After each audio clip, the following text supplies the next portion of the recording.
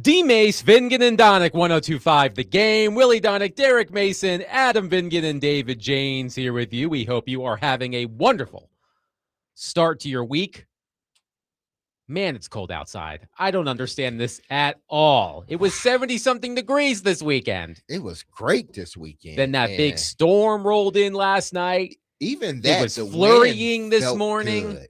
But this morning, man. I mean, who are we to complain? I was about to say, who are we to complain? Willie Donick is in Winnipeg, Manitoba, but Canada. But you expect that in Winnipeg. That is true. That is true. Not in Nashville, man. I guess you can't expect it now. But man, oh man. It's going to warm up later this week when you get back, Willie. So it'll be okay. Can you guys please get that straight by the time we get back? Because I have been freezing my you-know-what off the last couple of days. Well, it's 11 right now. So the 38, 39 degrees it read on my car thermometer is practically balmy compared to what Willie Donick is experiencing. When we landed last night, and it was late, coming from Edmonton to Winnipeg, we lost an hour. It was 1:45 in the morning. It was -8. That's it? It felt like it. -8. Wow. Well, you'll be home soon. The Predators wrap up their road trip tomorrow night in Winnipeg against the Jets. Puck drop at 7, pregame at 6 right here on 102.5 The Game. Teron Davenport, ESPN, NFL Nation Titans reporter, will join us at 4:20. The Titans made some news over the weekend. Calvin Ridley restructures his contract. L'Jarius Sneed, see ya. We'll get into all of that throughout the program. 615-737-1025 if you want to react to anything and everything that happened this weekend. But gentlemen, we are mad because it's March. And the Vanderbilt Commodores have reason to be mad too. The NCAA men's basketball tournament starts on Thursday, and Vanderbilt will be there as a 5 seed. The Commodores, who trounced the defending national champion Florida Gators in the SEC semis before falling to Arkansas in the title game, apparently were not rewarded for an impressive win against Florida over the weekend. Vanderbilt, by the way, will play McNeese out of the Southland Conference on Thursday, 2:15 p.m. Central tip-off in Oklahoma City. And you can listen to that game, of course, right here on 102.5 The Game. But all of the college basketball talking heads last night were up in arms about Vanderbilt's seeding, and I totally understand it. All of the fancy stats that the selection committee uses to fill in the bracket suggested that the Commodores should have been seeded higher. Now, folks, when the bracket was unveiled, our resident Commodore, Willie Donick, was displeased. I can't say the word. He texted us on air. So let's call it bovine excrement. Use your imagination. Willie, now that you have had time to sit with it and study the Commodores' path in the South region, how are you feeling about it? Did your beloved Commodores get the shaft from the selection committee? I think in a vacuum, they got the shaft. That they should not have been a 5 seed. And I continue every year to get confused on what meaning the conference tournaments have on the seeding. And it's very selective, it seems like. For example, Purdue got rewarded for their and I believe that if you're going to have the conference tournaments, that you should reward teams winning big games in a tournament atmosphere on a neutral court. I believe that. And Purdue was rewarded for that. Vanderbilt had arguably the 2 best wins in the SEC tournament with Tennessee and Florida, and they were not rewarded for it. I thought, especially when you consider their Ken Palm rating is 12, which would, if you just went by the Ken Palm ratings, which I also believe sometimes they get too much analytic and too much predictive in their ratings and not results. But I do think you should look at the numbers, and they're 12th, which would make them a 3 seed. Now, I don't think they should have been a 3. But I think when you're fair, on their last, they beat Tennessee twice, at Tennessee and on a neutral court, then beat Florida, and they don't get to a 4. That didn't make sense to me. But the draw isn't bad. But do you guys agree with me? I know you guys said some articles. I think the consensus was just about everybody in America thought they were probably deserving of a 4, not a 5. Yeah, based on the criteria that the committee has used, we figured, and I think a lot of people figured, you know, at best, when the SEC tournament and you can get a 3, that should be locked in if you win your tournament, meaning Vandy. But if they don't, they just make it there no less than a 4, but then they get seeded a 5. I think a lot of people are upset. But if I'm Vandy and I'm looking at where I'm at, where they place me, I would rather be here as a 5 than somewhere else as a 4, because there's some good teams, but you wouldn't really. I think Nebraska is a really good team. I'm not going to underestimate Nebraska. But outside of that, your next contest may be against a Florida team who you've beaten already. So, yeah, you would have liked, I think, to be placed a little bit higher. But it's all about winning. It's all about, to me, where you're seated and what role you got to take to at least get to the Sweet 16. To that point, let's assume that had Vanderbilt won the SEC tournament, they would have flipped spots with Arkansas, because Arkansas was the 16th overall seed in the NCAA tournament. Vanderbilt was 17th. So let's just say that Vanderbilt won the SEC title and the seedings were flipped. Let's put Vanderbilt where Arkansas is. Vanderbilt would have to play Hawaii in the first round, and I don't know much about Hawaii as a basketball Hawaii program. Play the other day. They're pretty good. Okay. But Hawaii's ratings are quite a bit lower than McNeese. Yes. For what that's worth, right? And this is, again, when we talk about Miami of Ohio, we can talk about strength of schedule and record and the Ken Palm and stuff, and we're going to find out this week. It's about results. They don't say, well, the ratings were better, or the analytics were better for this team, so let's advance this team and eliminate the other team, even though they won the game. It's about results. So again, but Hawaii, for the record, is pretty far down there. I'm trying to find them on my scroll. They're 108 in the range. So 108 as opposed to McNeese, who is 68. My larger point is, to Derek's idea that although Vanderbilt is probably underseeded, their draw may be more favorable to them. If Vanderbilt were in Arkansas's position, Vanderbilt would play Hawaii in the first round. The Commodores could then play Wisconsin, and Wisconsin is a damn good team. Arguably the best backcourt in the country. Wisconsin beat Michigan earlier this season, almost beat Michigan again in the Big Ten tournament. And then if all of the seeds held through the Sweet 16, Vanderbilt would play Arizona. And Arizona seems to be the most popular national championship pick I've seen over the past 12 to 18 hours. So although Vanderbilt probably should be seated higher than it is, I get what Derek is saying, Willie, that the draw for Vanderbilt playing Nebraska, and Nebraska had a great start to the season. I believe the Cornhuskers started 20-0. They beat my Spartans. But they are, I think, 6-6 since then. You could play Florida, but you just beat Florida by 17. And correct me if I'm wrong, Willie, the game here earlier in the season was a tight game between Vanderbilt and Florida. It was a great game. Great game. So Vanderbilt Each team knows had over 90. I forget the final score, but it was high scoring. That I It remember. went right down to the last 30 seconds. But Vanderbilt has shown a few days ago that it can beat Florida. So although the seeding probably isn't correct, Willie, I tend to side with Derek here. I think it may actually work to Vanderbilt's benefit overall.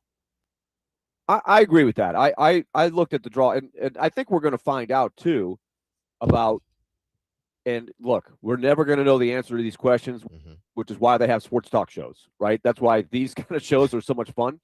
But teams that aren't playing great in the last week or two, as opposed to teams that did, we're going to find out and put that to the test. Like the other team, the team that I thought should have got bumped off of the 4 line was Kansas, because Kansas has not played well in the closing weeks of the season. They've got 10 losses on the year. Their Ken Palm is not as good as Vanderbilt's or Nebraska's.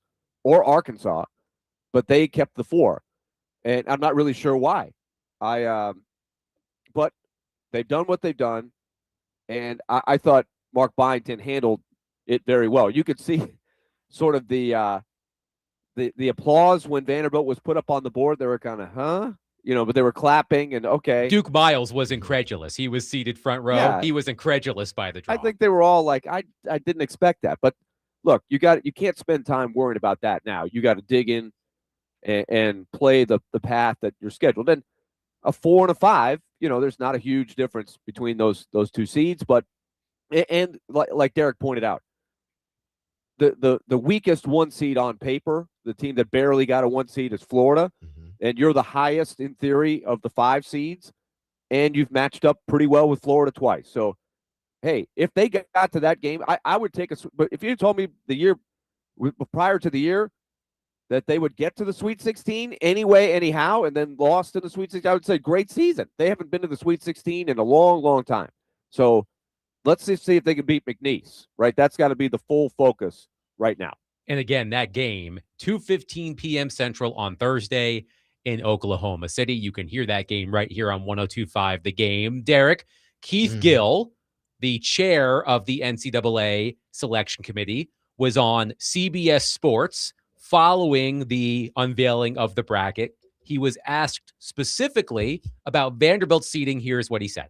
Vanderbilt as a 5 is a little bit of a surprise here. It didn't win the SEC championship. That was Arkansas, but nonetheless, it got there. And if I'm looking here correctly, Keith, I'm seeing Vandy right now with 17 combined quad 1 and quad 2 wins. That's more than St. John's. That's more than Arkansas. That's more than Kansas, more than Nebraska, more than Michigan State, which has only 14 of them. What was the discussion and justification behind putting the doors on the 5 line when some thought they actually might be able to sneak in on the back end and be the last 3? Yeah, we had a lot of conversation about Vanderbilt, and certainly they've had some really good wins down the stretch in the SEC tournament. Looking at their win against Tennessee, their win against Florida, they've had a really good season, and so as we evaluated them and looked at some of the other teams that they were being compared against, some of those other teams had some quality wins in that regard, and so that's how they ended up on the 5 line. But they really did have a great season. They really are a great team. And I think the committee certainly took that into consideration as they were evaluating them. So that was Keith Gill. Doesn't make sense still. It still doesn't make sense because he talked about these really good wins that Vandy had, some great ones. And then he said, well, that's really why, because those other teams had some really good wins. It's like, well, how many did they have? Exactly. So he still didn't. What he did was he talked himself out of that answering that question, and maybe the guy came back around to it and sort of elaborated a little bit more on it. But he basically just talked his way through it without even answering it. Was that a Hunter Yurachek-esque response, Willie Donick? Well, okay. Let me just go. Let me tell you about Keith Gill, because you guys know I was really upset with Hunter Yurachek, who was basically the Keith Gill of the football committee, right? And I went on a rant because Hunter Yurachek, I thought, did such a poor job of answering the questions. I'm still sore about that. Keith Gill, like Hunter Yurachek, at one point was an assistant athletic director at Vanderbilt. 1999 and 2000. But furthermore, did you know, this is going to be a great, did you remember Sports Center back in the day when we all watched Sports Center all the time? Did you know, or the DYK?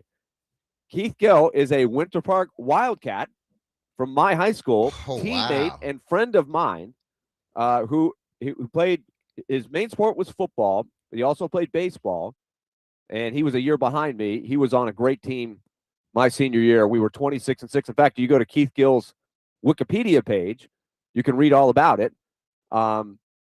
And where do you think Keith Gill played college football, Adam? That's a good question. Could it be Duke University? Exactly. Yes, he did. He played for Duke. Look, Keith is a great guy. He is as good a human being as there is. And let me say this about Keith. I think that interview we just played that clip, I think he was probably fatigued and had probably done a bunch of interviews. I thought he did a tremendous job comparatively to a lot of other people in his position of answering the tough questions right in the aftermath of when they do the brackets. Sometimes there have been some famous interviews where you're saying, what in the world did that guy just say? He didn't make any sense. And I wish he had given a better answer on Vanderbilt there, because he didn't give an answer. It was basically all the teams in there had good wins. I think his brain just might have been fried at that point. It's He didn't possible. want to explain that. He didn't, It's because he possible, had right? no explanation. I don't think No, anybody. there was no. I was looking for the Mhm. explanation, and there really wasn't any. But I do think we have to say that when you're putting together this puzzle, it's never going to work perfectly. Somebody's always going to be unhappy about it. It's kind of like the TSSAA when they change the rules to add a classification here, or they redistrict over here. They're never going to make anybody happy. They're never going to make everybody happy, right? The goal is to do the best that you can in a complicated situation. Or he could have thought this, Willie.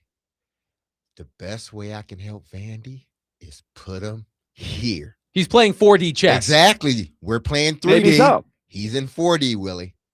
So I'm not as upset with Keith as I was a couple of years ago, when I was really upset when Jerry Stackhouse's team was not even in the first 4 out. And I think that was maybe 3 years ago. Mm-hmm. 3 years ago. It wasn't Jerry Stackhouse's last year, but it was the second to last year. Yeah. So it's like 3 or 4 years ago. I don't think Keith was the chair, but he was on the committee. And I was really upset. I got really disillusioned because Vanderbilt did so well down the stretch, had a bunch of great wins, but it wasn't affecting their net rating or their KenPom very well. And they just were written off. It didn't look, and when you looked at their resume side by side with other teams that made it, I thought they had a really strong argument. But you can tell that this process has evolved. They are looking very much more at analytics. But ironically, the metrics, the analytics, the stuff that the interviewer spit out there at Keith Gill work in Vanderbilt's favor for sure. They had a lot of those quad 1, quad 2 wins. They played a tough schedule. They finished strong. They had everything. And I think clearly their resume is stronger than Kansas, Nebraska. And, you know, I think you got to give Arkansas the nod. Joe Lunardi, I think, speculated that the committee looked at that game and said, the winner of this game is a 4, the loser's a 5. Do you guys buy that theory? I don't think you could rule it out. Well, the overall seeding list would bear that out, because Arkansas was 16 and Vanderbilt was 17. So I imagine had Vanderbilt won, the two teams would have flipped, and Vanderbilt would have been 16, which means the Commodores would have been a 4 seed and Arkansas would have been a 5. But Vanderbilt had better metrics than all of the 4 seeds. But it's water under the bridge now. Like we were saying, Mark Byington, I think, put it in the right perspective that you've got to turn your attention to the draw ahead.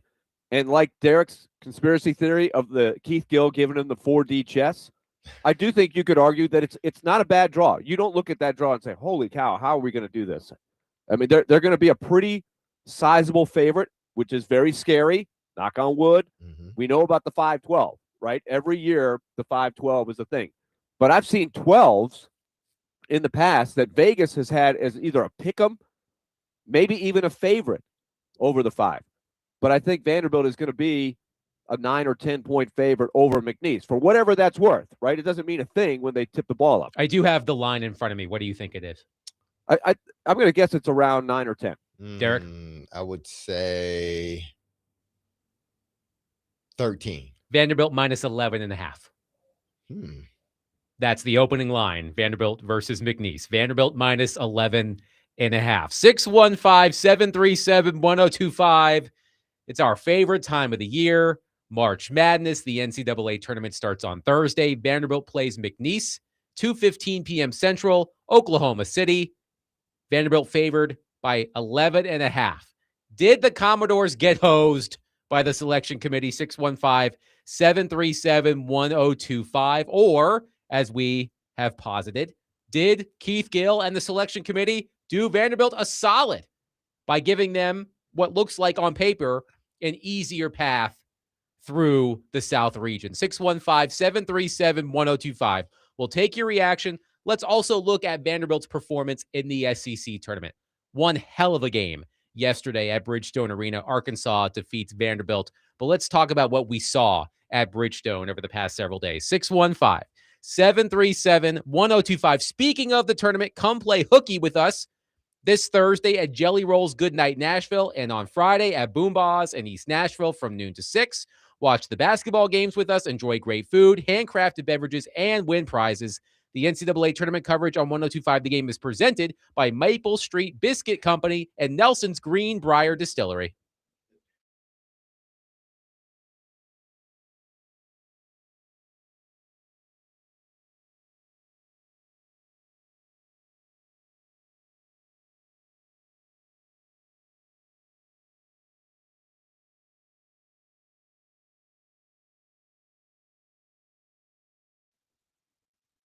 All right, let's tell you about Loan Pronto. Remember, they've got their theme. If you are getting cooked by high interest debt, meaning you got a credit card, hey, you're paying the credit card, but it's a high interest rate and you're paying extra money, even if you're paying the bill, that the interest rate, you're paying extra money that you may not have to pay thanks to Loan Pronto and their answer that they've presented you. And that is the all-in home refi. It's one fast, easy solution to lock in the lowest rate in 3 years and wipe out those nasty loans like the credit card loan or a car loan that's 10, 15, 20%. One homeowner got their APR down to 4.99%, paid off over 80 grand in high interest loans, and saved over $2,000 a month. Some lenders are going to charge thousands of dollars in fees. Loan Pronto's cost just $995, and you can wipe out all those high interest loans all at once. The all-in refi from Loan Pronto. Find out about it. 615-499-5780 or go to loanpronto.com. That's 615-499-5780 or go to loanpronto.com. Equal housing lender, NMLS 1661781. Visit NMLSconsumeraccess.org.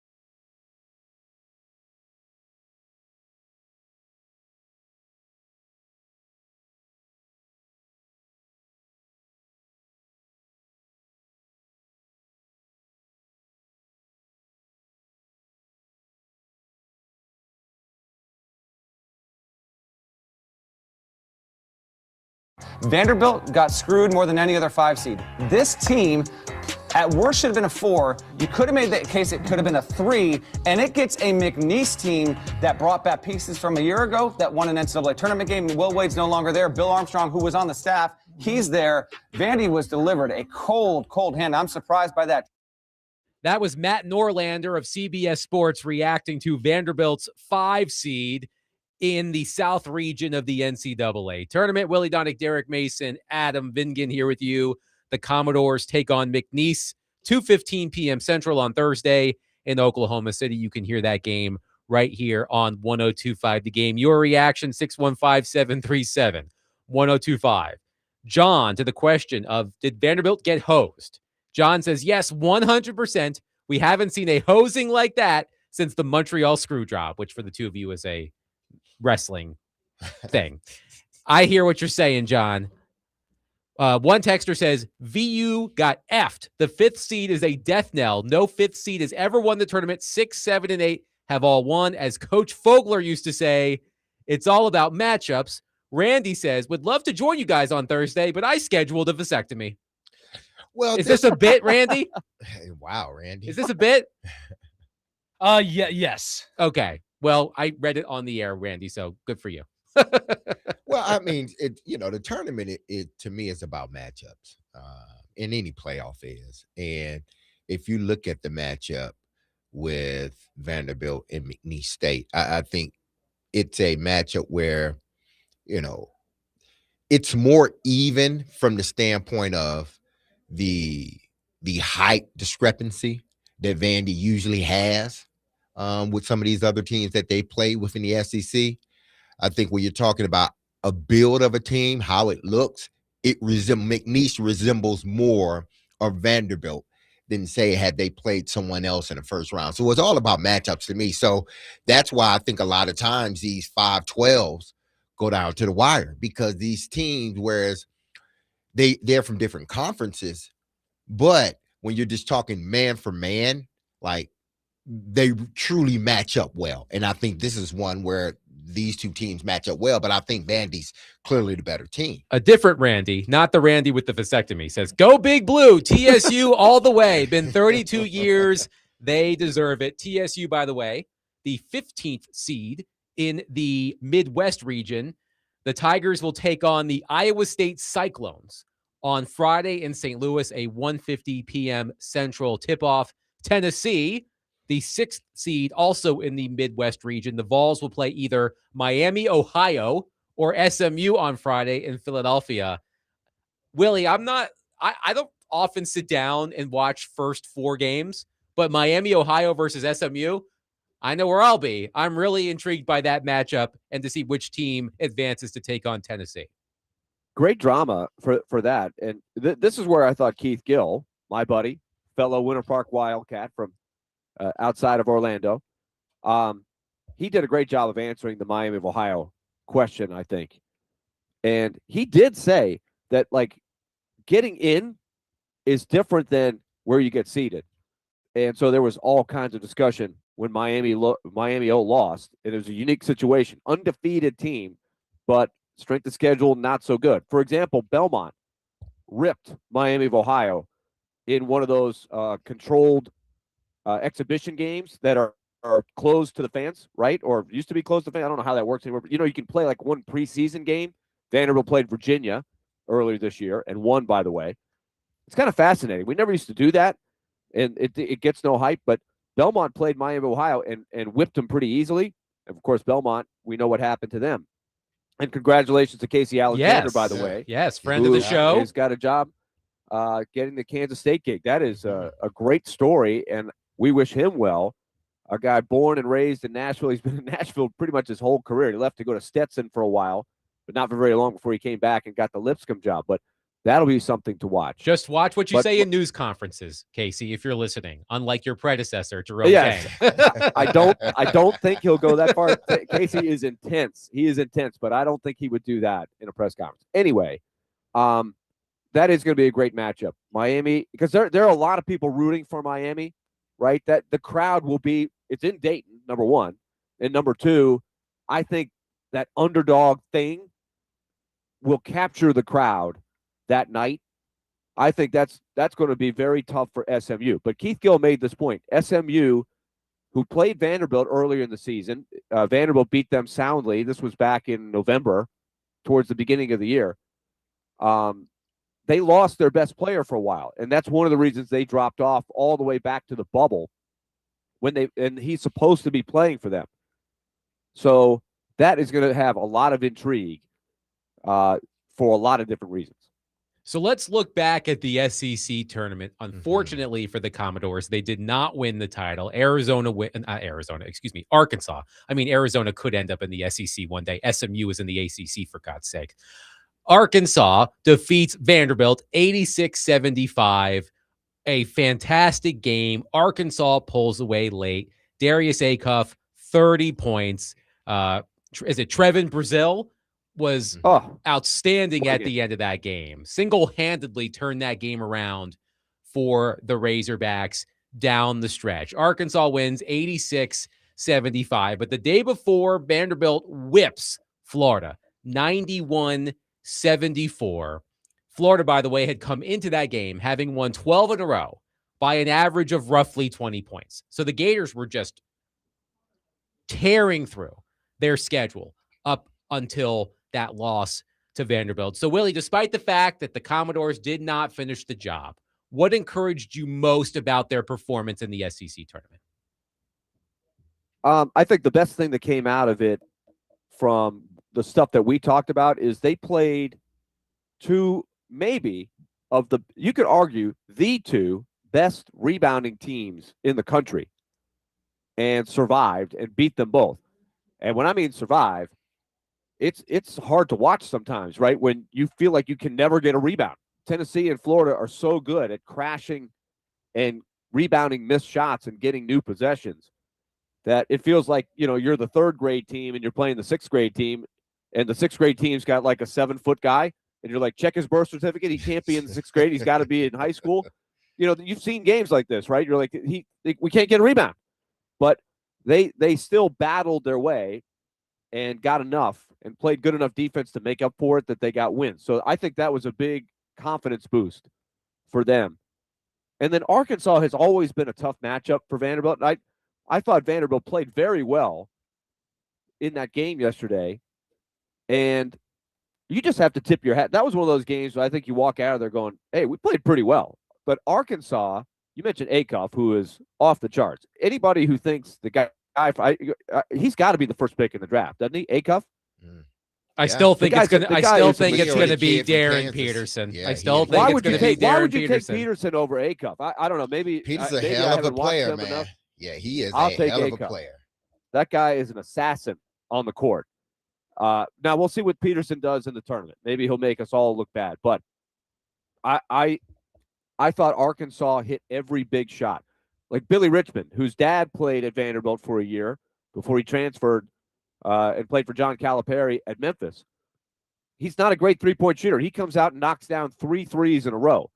So I thought Arkansas not only is a really good team, but played great and hit the big shots.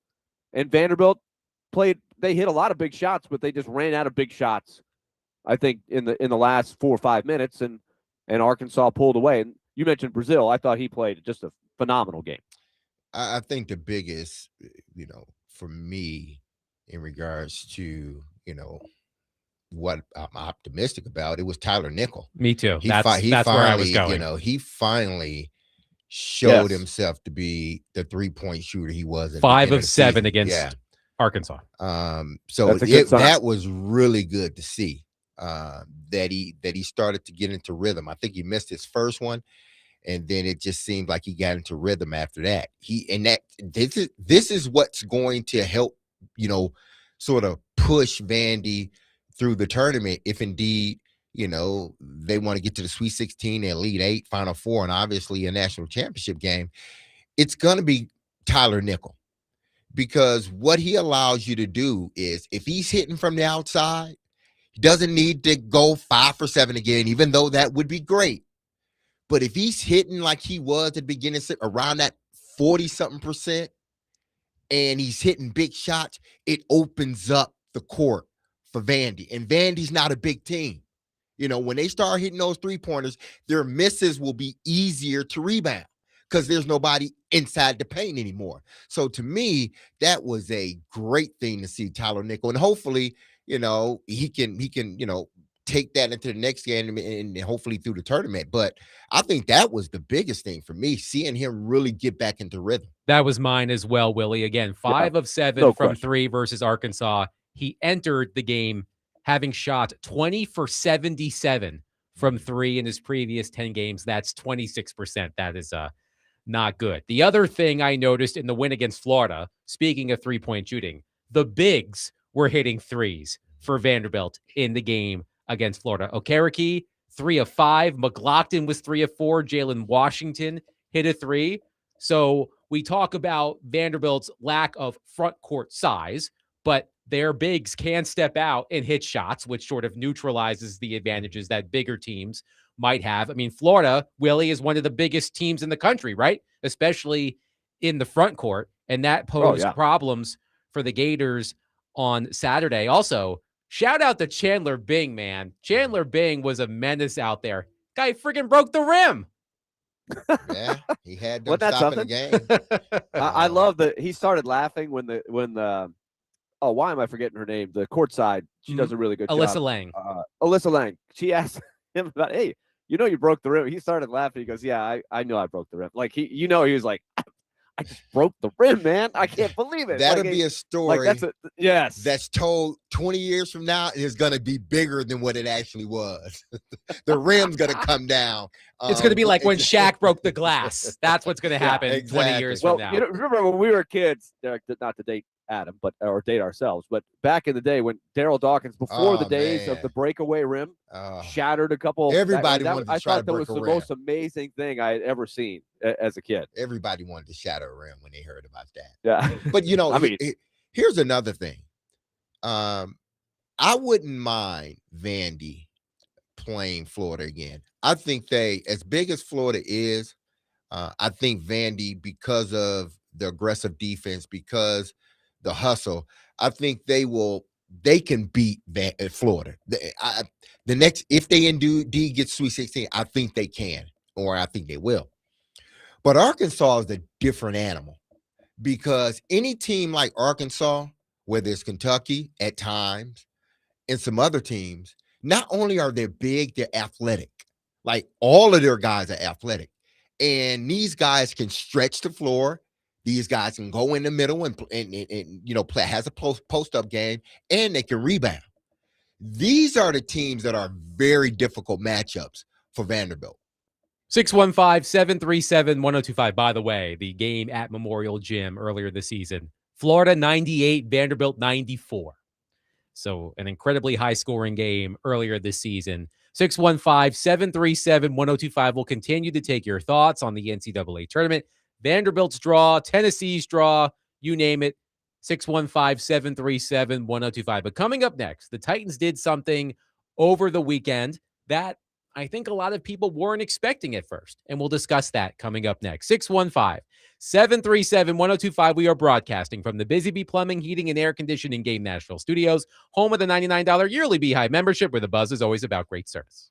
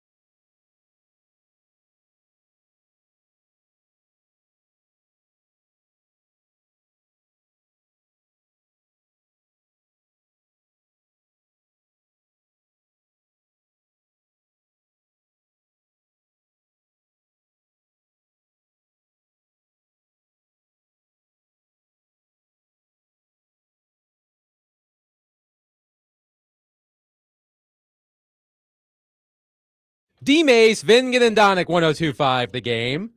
Speaking of the Tennessee Oilers, at 4 o'clock, Derek Mason will react to the Tennessee Titans' new uniforms. We did not have a show Friday, so we have not shared our thoughts on the Titans' new threads. Yeah. So Derek Mason will do that at the top of the hour. Reaction Monday, by the way, is brought to you by Pella Windows and Doors of Nashville. One player who will be wearing those new duds is Calvin Ridley. And I think we were all sort of resigned to the fact at the end of the regular season that Calvin Ridley would not be a member of the Tennessee Titans this upcoming season, but he will be. He restructured his contract. Paul Kaharski of paulkaharski.com reported that Ridley was due a $19.24 million base salary and a $2 million roster bonus with a $26.45 million salary cap hit. I've, meaning Paul, learned that in his revised deal, his cap hit is trimmed by about $11 million. With the reduction in cash, he got incentives to earn some of it back. So, Derek, here are some questions I have for you about the Titans' decision to retain Calvin Ridley. Number one, do you expect a highly motivated Calvin Ridley because of this? And two, does this move with the addition of Wan'Dale Robinson, you still have Chimdike and Eligaya Manor, do you think this receiving core of Ridley, Robinson, Dike, and Aya Manor is going to help Cam Ward reach his potential in year 2? First, I never questioned Calvin Ridley's motivation or his want to. With him, it was just either he was injured or he just was inconsistent early in the season, both seasons. And then in both of those seasons, he got hurt as well. So, but the motivation or, lack there, I didn't think that there was a lack of motivation. I thought he was always one of those guys that if he's out there, he's working hard and he's going to play equally as hard. I've always admired his skill, even when he was at Alabama. So he understands that this is a 1-year deal. This is a contract year for him. It truly is. And could he have possibly went somewhere else? Yeah, he could have went somewhere else. But he understood that, one, probably taking a pay cut was going to be more than what he would have got in the open market. And then two, he wouldn't have been the number one. Here, he still remains the number one. Now, how they tried, what DK looks like and what Alec looked like coming back, we don't know. Or how they're going to play, we don't know yet. But he goes into the season right now as your number one pass catcher. So why would you want to leave a situation where you're on a 1-year deal, you're on a contract year, and if you hit the open market, you ain't getting this much, and you can be the number one receiver still? I think he made the right choice, and I think the Titans made the right choice with bringing him back, because outside of Chig, he did have a rapport with Calvin Ridley. And one, Calvin Ridley's the most senior guy out there, but he had a rapport with him. And Calvin Ridley can make plays. He is a really good receiver. Is he your typical A1 receiver? No, but the kid can still play. So you get him at a reduced price. He still's your number one. And as long as he doesn't get hurt, and that's a big if, he's going to allow your offense, along with the other guys, to continue to develop. He's not going to set your offense back. Now, as a whole, this receiving core, does it scare anybody as we sit today? No, it doesn't. But that doesn't mean it can't change come the season. Willie, Calvin Ridley last season broke his leg early in the year. He played 7 games, had 17 catches for 303 yards and 0 touchdowns. What are you expecting from a healthy Calvin Ridley now that he's back in the fold under a restructured contract? I think they looked at it, and I think Ridley was smart to look at it this way. He may not have had a choice, but I think they looked at the whole picture of what was out there, where they are with what their draft needs are, and said this was the best solution, even though it may not be a perfect solution. My expectations for Ridley are going to be pretty low. Remember last year, one of our Big Ten Titans questions included, would he get 1,100 yards? And I thought he would, because that's not any great shakes in today's NFL. 1,100 yards in 17 games, that's not going to be confused with like an all-pro season. And so I will lower that bar this year, but I think he's better than the alternative, right? You're going to put him with Wan'Dale Robinson, the young guys who got great experience last year, and then whatever they add to the mix in the draft, maybe there's another guy somewhere in that equation that will help. You got Gunnar Helm. So I think they could be further along. And I agree with Derek that the devil you know is better than one that you don't. And so I think Calvin Ridley and Cam Ward have played enough. That will help them, just like Cam Ward having played with all those rookies last year and going through all those tough Sundays together. That's going to put them that much further ahead, starting with training camp. And now you got Robinson in the mix. Derek, does the Titans' decision to retain Calvin Ridley mean that we should stop considering the Titans taking Cardinal Tate at number 4 overall if we ever did? I'm not going to say that there isn't a possibility they can take him, Cardinal Tate. I don't think they would take him at the 4. But if they move out of that, then he becomes a true viable player that they can draft, in that first round. But outside of that, I can't, with them making this move, I can't see them then drafting a receiver in the first round, unless, again, because I look at DK and I look at Ellick. You want to draft, retain, and draft, develop, and retain. Well, y'all drafted these guys, Borgonzi, everybody else involved. Y'all drafted these guys outside of the head coach. So it would be best if you develop them first and then see if you can retain them, rather than going to get somebody else and now you're pushing them back and the development doesn't come the way it should. So I don't think making that move indicates that they're going to draft a receiver that high. I think what they're doing now is they need a spark plug. They know they need a spark plug for this offense. There's no spark plug at this present moment on this offense. Like I said, at this present moment, things can change. I want people to understand this. I know what you're thinking, Derek Mason. Things can change. I can read your mind. But right now, this core doesn't scare you. Again, things can change once you get in the season, because I don't want anybody to try to take this out of context. But right now, as we sit, they don't have a spark plug guy. They need that guy. Here's a question for both of you on our text line. Do you think Brian Daboll had an influence in Calvin Ridley signing for less money? I think so. Daboll had a role, don't you think? I don't know about the money part of it, but I think Daboll probably, knowing Ridley the way he does, their connection at Alabama, he knows the person. I wouldn't doubt there were phone conversations, right, D-Man? I don't know how that works, but I think Daboll probably said, look, if you can make it work, I know this guy, and I want him. I want him on the team. If he thought he was a jerk or thought he wasn't worth it, he could have easily said, hey, let's just move on. Let's move on. We'll find something else.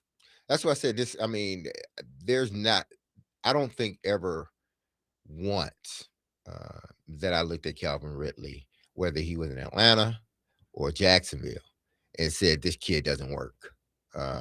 He fits whatever culture that you're trying to provide. He fits in it. He fit in the Alabama culture. He fit in Atlanta culture. He fit when he was in Jacksonville, and he's fitting here. They just need him to stay healthy. 615-737-1025. Dylan says, I like what they did with the receiving core, because that means in the draft they can go after Jeremiah Love or edge rushers, and then next year there is tons of talent at the wide receiver position. And if they happen to get lucky to pick high again or trade up to pick high, they could always go after Jeremiah Smith from Ohio State. Yes, I Derek. got a theory, and I'm going to give it to you on the other side. Okay. It's a link. All right. I got a theory. Okay. Derek's got a theory. 615-737-1025. We will hear that theory And then we will also get Derek's reaction to the Tennessee Titans' new uniforms. Derek was at the unveiling extravaganza on Thursday. We did not have a show on Friday. So I am really interested to hear what Derek has to say about what the Titans have decided to do with their uniform. 615-737-1025.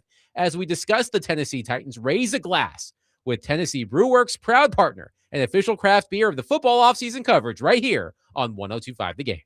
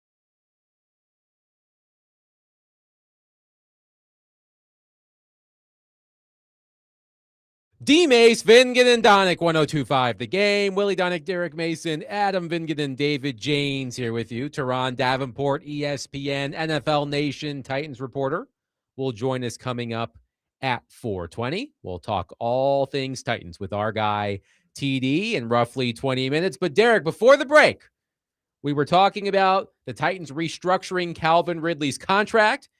You said you had a theory. I am on the edge of my seat. Please unveil said theory. Okay, here's my theory. I don't know why no one ever thought about this. And it's not out of the realm of possibility either here. 30 years ago, the Tennessee Titans, well, going 31, but let's just say last year. 30 years ago, in 1995, in the first round, third overall, they drafted one Steve McNair in the Houston Oilers Blue. One Steve McNair. You want to know who they drafted right after that in that Houston Blue the next following year? 30 years today. Who's that? Did he wear number 27? The great Eddie George Mm. in the Houston Blue. Uh-huh. First round. Yep. So we got our young quarterback. We got our young running back. Fast forward. Oh. The rebrand. Yes. Call it what you want to call it. But the rebrand, I mean color-wise. The rebrand reveals this light blue, this Oiler blue or Titan blue, this new Titan blue, this jersey ensemble and combination looks more like the Houston Oilers than it do the Tennessee Titans. Yes. Remember last year, and they wore a lot of that blue last year too. Mm-hmm. Remember last year they drafted their quarterback They did. first overall. I see where you're going. This year, I predict, because it all aligns. Now, you may think I'm crazy. No. You may think I'm nuts. Maybe. A conspiracy theorist? Yes, I am. Maybe. But I do believe that she will tell them to draft Jeremiah Love with the with their first round Tell pick. them. Not ask them, but tell them. She's going to tell them, because it's not like she would have to twist her arm any, because Jeremiah Love is a hell of a player. Indeed. So you got your quarterback Start a love train, Derek. Come and on. your running back now. Just like 95, you drafted People your all quarterback. over Nashville. The Join great hands. Steve McNair that led us to a Super Bowl, that was the MVP. Mm-hmm. And then the year later, they drafted their Rookie of the Year, Heisman Trophy winner, 4 or 5-time Pro Bowler, should be a Hall of Famer, in the Ring of Honor, both, 180 George. It's so crazy. It just might work. It just might work, people. It just might work. People of Nashville, Come on with me. join hands. Come on, let's go. We Start a recreate love the train. Titans. We are recreating this. Remember the Titans Part 2. Here we go, baby. Let's go. I like that Everybody, theory. let's go. I like that theory. That's something, I'm Derek serious. Mason. You may have something there. I know we kind of flashed it up and we made it sound, but I'm serious about this, because to me it's not out of the realm of possibility, because Jeremiah Love is considered by some, a lot, to be the best player in the draft. Yeah, when if you're just the- talking if- about all around If players. the Titans drafted Jeremiah Love with the 4th overall pick, that's where Jeremiah Love should probably go, in that range. And Dabo knows that the best season I ever had Was with Saquon Thank Barkley. you. Thank you. Willie, I think he's onto something Thank here. you. Well, I no, it's fine. I'm okay with that theory. Like I've said, I'll be consistent with it. If they think he's the best player, if they're going to stay at 4 and they think he's the best of all those guys with their scouting system, putting all positions in one hopper, and he's the best, I don't have a problem with it. I am not that bent on, you can't take a running back that high. If it's a special player and he rates better in your overall system than the other guys, I get it. But that is separate from the uniforms. I don't know if we're going there. That's where we're separate. going. We are going there. By the way, if the Titans do draft Jeremiah Love and the OJs aren't playing when he walks on stage, what are we even doing here, guys? There's so many potential songs for Jeremiah Love. It's Exactly. Yes. limitless. It's limitless. But let's get. Okay. Go ahead. Will. I want to hear Derek because he's seen them firsthand. Mhm. With it, when he's been in the same room with these uniforms. I want to get his. And you were passionate. First. You were Yes. passionate about the change when the logo leaked. You did not like the fact that the Tennessee Titans seemed to be putting the navy blue far into the background. But now that you've actually seen the new uniforms, you were at the party at the Pinnacle on Thursday night. By the way, it looked like a really fun time for those of you who went there, as Derek did. But now that you've seen them, I want to know how you feel. First, I think Amy did a wonderful job at putting that together. And whoever else had their hand at putting that together, I think they did a wonderful job at, hosting the former players and current players, obviously, that were there. The crowd, it was packed in the place. Good music. I love the orchestra band that they had out there. That was playing some, I forgot the name. I forgot the song they were playing, but it was several more up-to-date songs, but playing it from a orchestra type of feel. So that was wonderful. I enjoyed that. And I think everything that they did, they tried to keep it entertaining, which they did. And they wanted it to be about, the fans that were there and obviously the players that were invited or came, and to unveil what they believe is sort of the next era of Titan football, ushering in a new wave. And to be honest, I can't dislike it. I think they did a great job at, and Paul Garski talked about this too, making it symmetrical and all this other stuff, some stuff he said on there, and making it it looks good when you're looking at it. It looks like a well put together uniform. So I don't think they did a bad job. I think they did a great job. But again, those colors are good for Titan fans maybe 2 years ago moving forward, the colors that they incorporate. And it skips and jump back to those that were fans of the Titans from 97 back, like 96 back when they were in Houston. And it sort of skipped a generation. The golden age. Exactly. As and it were, golden, of the Tennessee and Titans. listen, no, I'm not dismissing what those great Oilers teams did in the past. They were some great teams, got Hall of Famers that were in that iteration of but that was the Houston Oilers. I think they, for whatever reason, and again, I like the New Jerseys. Don't get me wrong. I like the New Jerseys. I think they're going to look well on television. I think they're going to look well in the crowd. I like the New Jerseys. But again, you've taken a facet of people that grew up on a two-tone, a group of people, me included, because I played here, and you're sort of moving them over. And not necessarily forgetting, because there are some navy blue outlines, but it's sort of in places where if you don't, it's hard to kind of notice in a sense. That's from what I saw around the collars and this and that, but I need to go back and look at it if I'm wrong. But I just think, like, we went to the Super Bowl in two-tone blue. We had some of the greatest years in that two-tone blue. We had some bad years too. I wasn't really here for those bad years, but we had some bad years. But I think when you start talking about the history of the Tennessee Titans, you look back to that era. You don't look to any other era. You don't look at the old Houston era. You look at that era when we had the MVP, the Rookie of the Year. We went to a Super Bowl. You know, all this stuff was Pro Bowlers. All this stuff was happening. And it's almost like you just moved it over.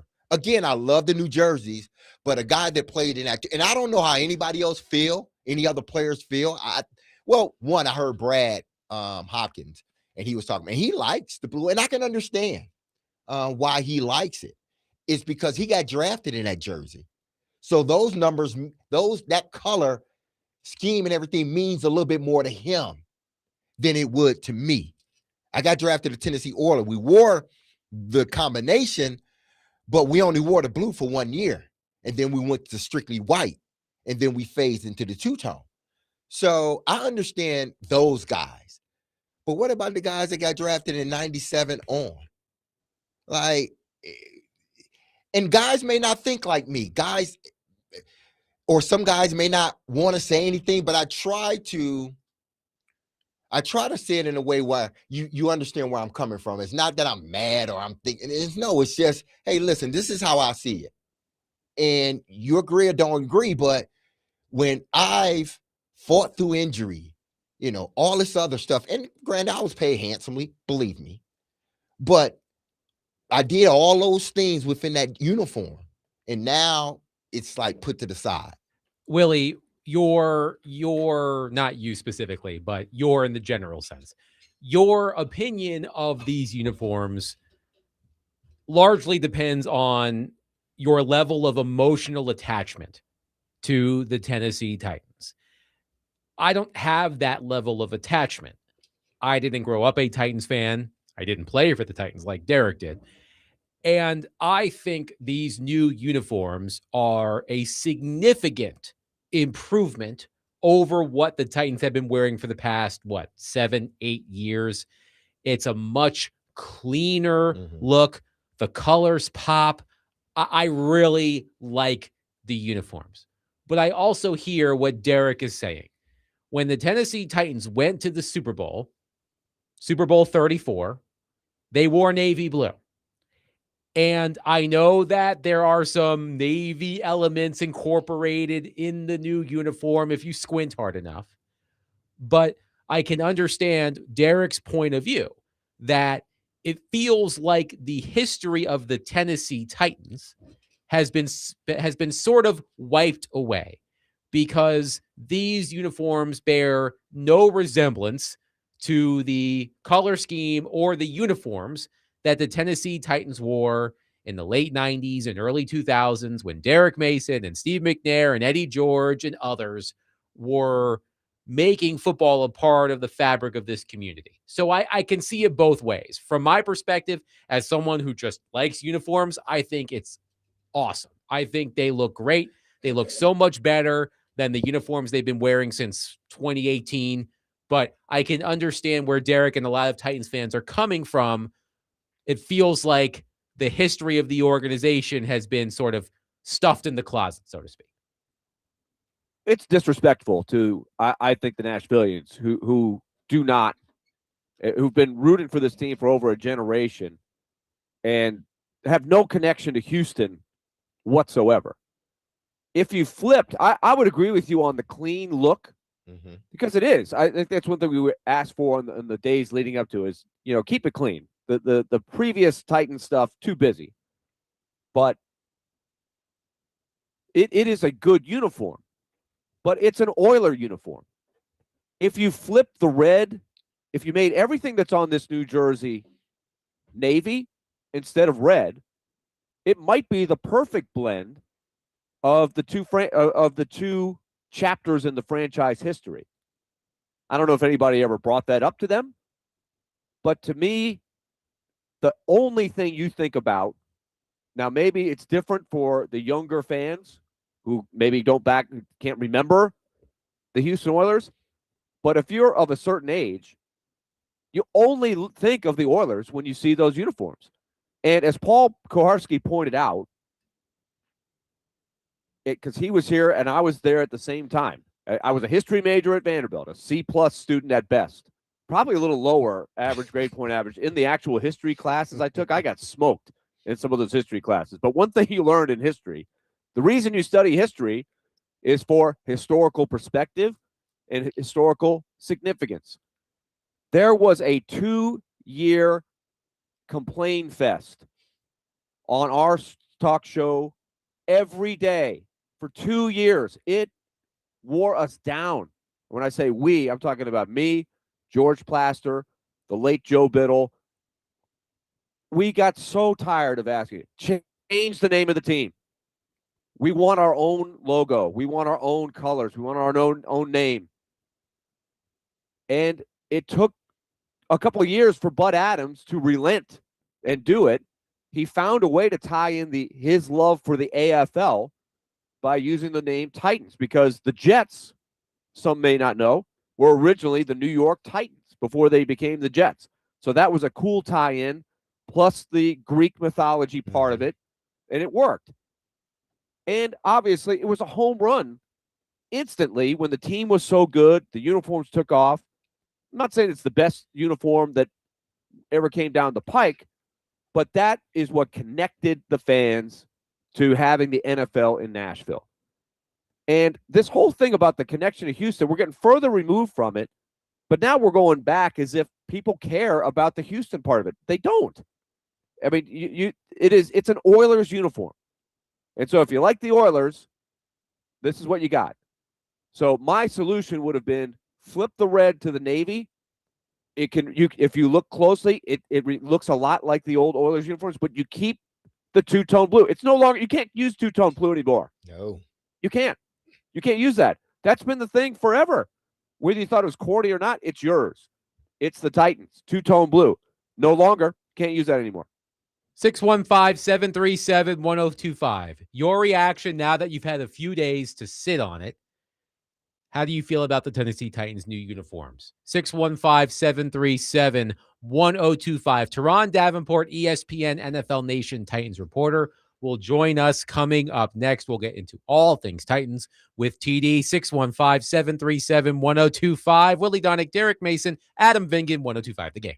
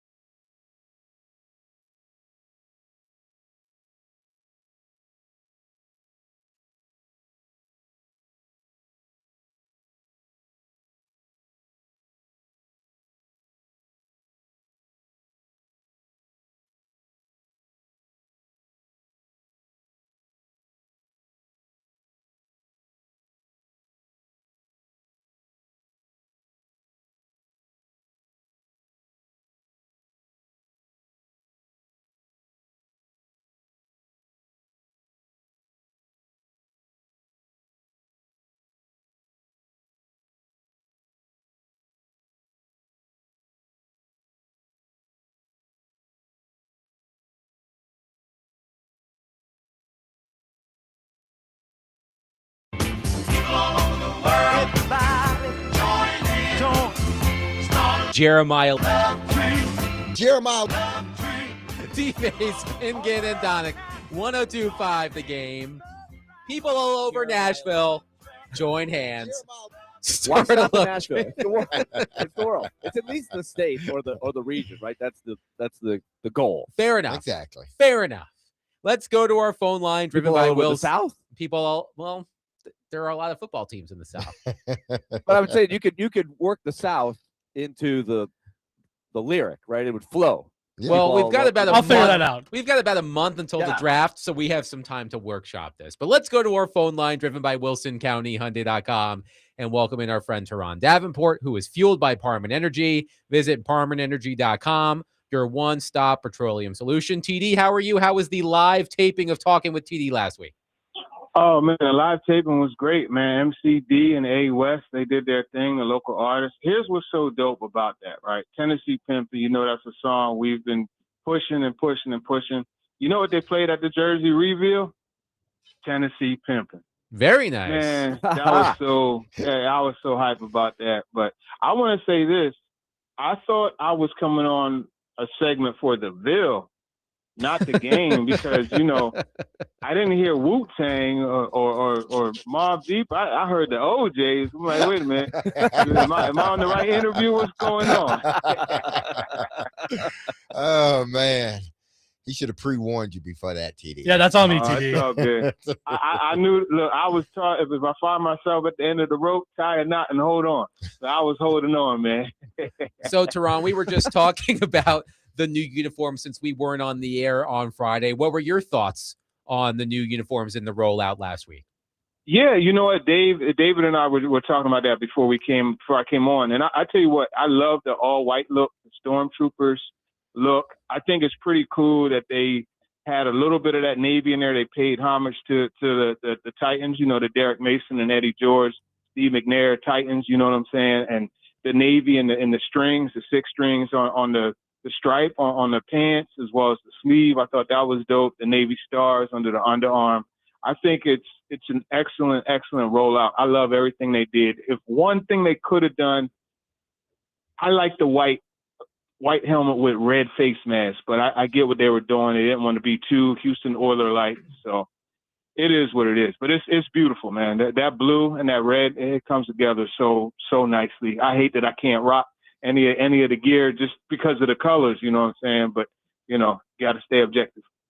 Teron, you and others reported over the weekend that Calvin Ridley is sticking around. He restructured his contract. What more can you tell us about the new structure of Ridley's deal? Yeah, well, from what I understand, it took the cap number down just under $11 million for this year.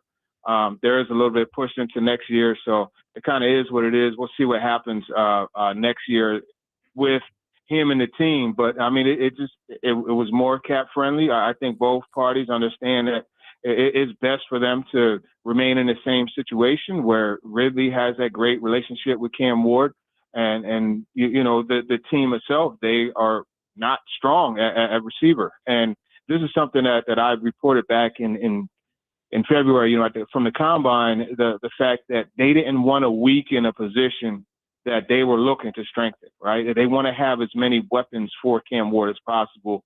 Calvin Ridley, although he's not the same as who he was maybe 2 or 3 years ago, is still a legitimate receiver. So it's a move they made to keep him around, and they saved some money in doing it. Teron, after seemingly striking out on all of the notable centers in free agency, what is the Titans' plan at that position as of now? Well, it looks like Austin Slopeman is the guy, right? And, you know, he was someone that stepped in for John Michael Schmitz up there with the Giants.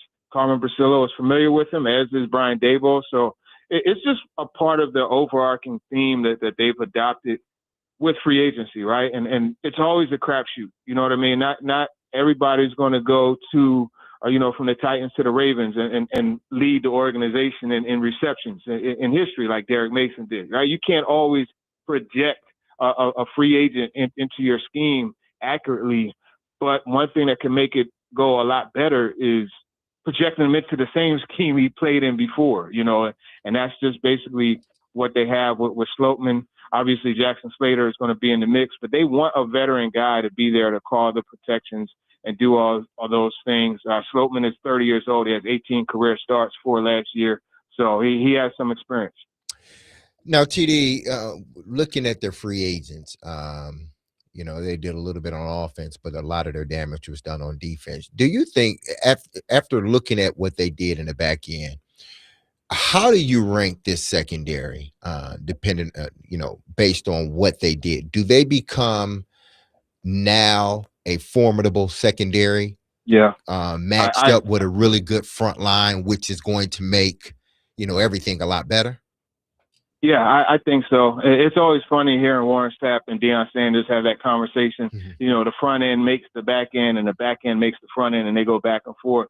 I think in this case, there's still a little bit more to be made in the front end, but the back end, as long as they stay healthy, that's the key part, because we know Amani Hooker hasn't gone through one season, in 5 or so years, healthy, right? The full season. And Kevin Winston Jr., let's still see how he could do. I'm not going to call him injury prone yet. But that being said, you have those two guys at safety. You got Alontae Taylor. I believe he's going to play nickel. And then, when they go into regular base formation, or personnel rather, they'll have he and Cordell Flott at the outside position, and Marcus Harris, Josh Williams, those guys will rotate in. So I think it's pretty deep. Even Micah Robinson as well. They're in good shape there. I'm not going to say it's one of those secondaries where as a receiver, I'd be like, oh, shoot, I ain't trying to face them. But it's still one of those secondaries. I'd be like, all right, it's going to be a challenge. So let's have it. Now, if the Titans choose not to draft a defensive player with that first overall pick, hopefully they draft Jeremiah Love. But if they choose not to do that, draft a defensive guy, based on what they have now, is a lot of what they're thinking, if they don't do that, is that Saleh can develop Femi in a way that he may not be the 15 sack guy, but he may be a valuable part of this rotation. Yeah, I think it's believing that they could get it accomplished by committee, with the strength being the interior, right? Mm-hmm. And when you have an interior pass rush like Franklin Myers and Jeffrey Simmons, and then let's not forget, Jeffrey Simmons will pop to the outside. He'll play 5, sometimes even, mostly 5 tech, you know what I mean, when he moves outside a bit. So that is something in my opinion, it's always good to have that one guy that when it's third and long, it's like, oh, man, he's about to make something happen. And I think Jeffrey Simmons is that guy, but I'm talking about as an edge rusher. But I think they're going more that committee look and just like, hey, man, six guys that could score 20 points, kind of like the old Warriors with Draymond and Klay Thompson and all them.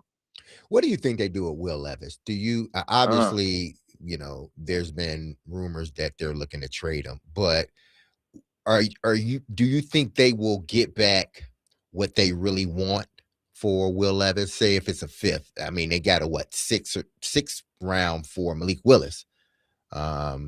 Do you think they get better than that if indeed they do move him, which it looks like they are? Yeah, I think they could get better than what they did for Malik, because Levis has a year of starts under his belt. Now, granted, that year is like, woo, but at the same time, he's a talented player and he's a guy that has started. So I think he's going to get more. Here's the thing, right? What if they take and they package one of their 4th round picks, right, with Will Levis, and they move back into the 3rd and get Chris Bell?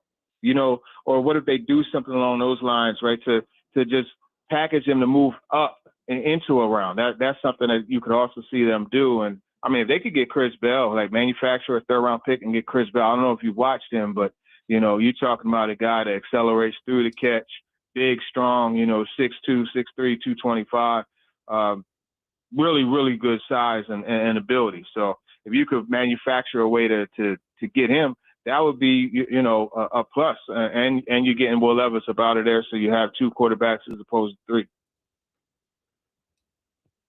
Teron, you have a pretty good feel for the draft position by position. As you put it together, because we were talking to Trevor Maddich about this, but I would be curious about your perspective. What does the center position look like depth-wise if you wanted to try to grab a guy in the mid-rounds to groom alongside of what they've got? Maybe even a center guard combination. What does that look like?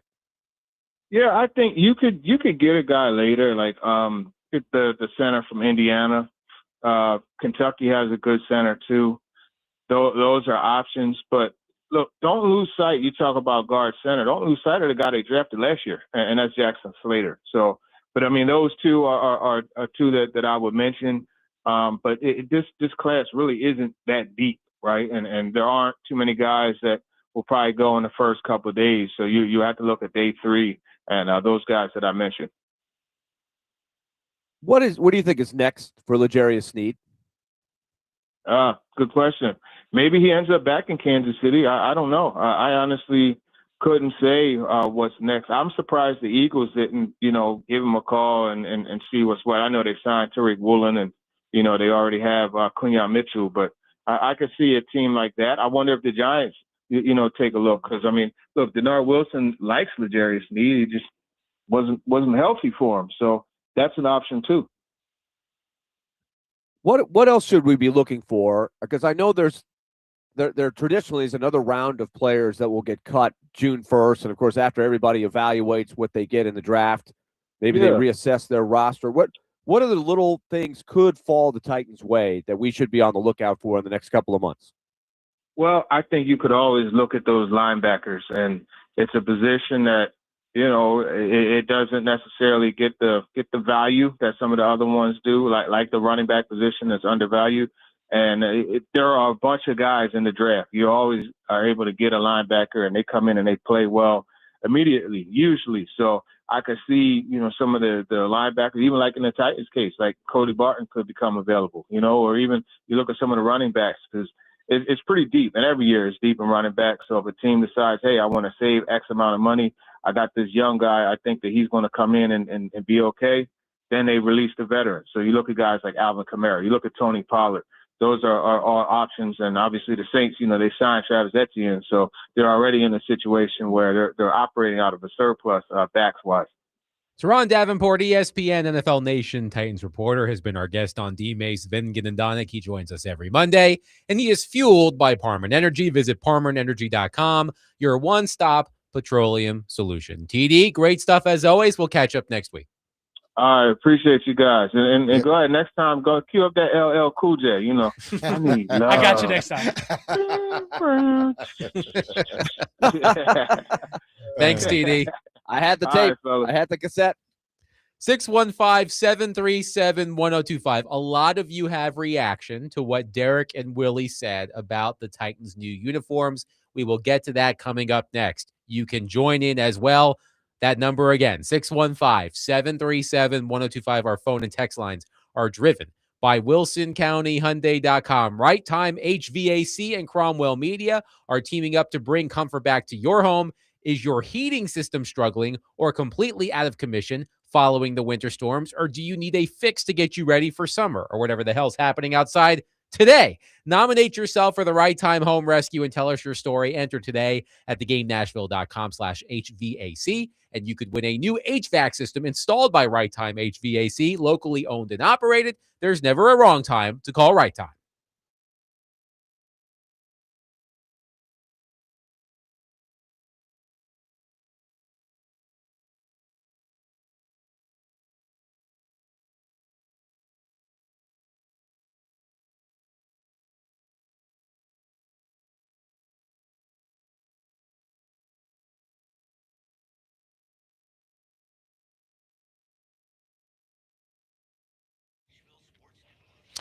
Hey, this is Derek Mason. If you've injured yourself in a motorcycle accident, go to lawtigers.com for your free case evaluation. Even if your accident was months ago, you have nothing to lose by calling Law Tigers. Insurance companies want to pay out as little as possible. Frankly, nothing at all. But Law Tigers fights to get you the compensation you deserve and doesn't get paid until your case has been settled. Look, they understand how much your bike gear is worth to you and what it means to you. So they want to help you get it all repaired or better yet replaced. So call 1-800-Law Tigers or visit lawtigers.com. Law Tigers is powered by Freeman and Houston. You can find them in Nashville, located at 2126 21st Street South. And don't forget, Go to predatorsbike.com to enter to win a custom Nashville Predator Indian motorcycle signed by the entire team, courtesy of Law Tigers in Music City, Indiana. That's Law Tigers, Tennessee's motorcycle lawyers.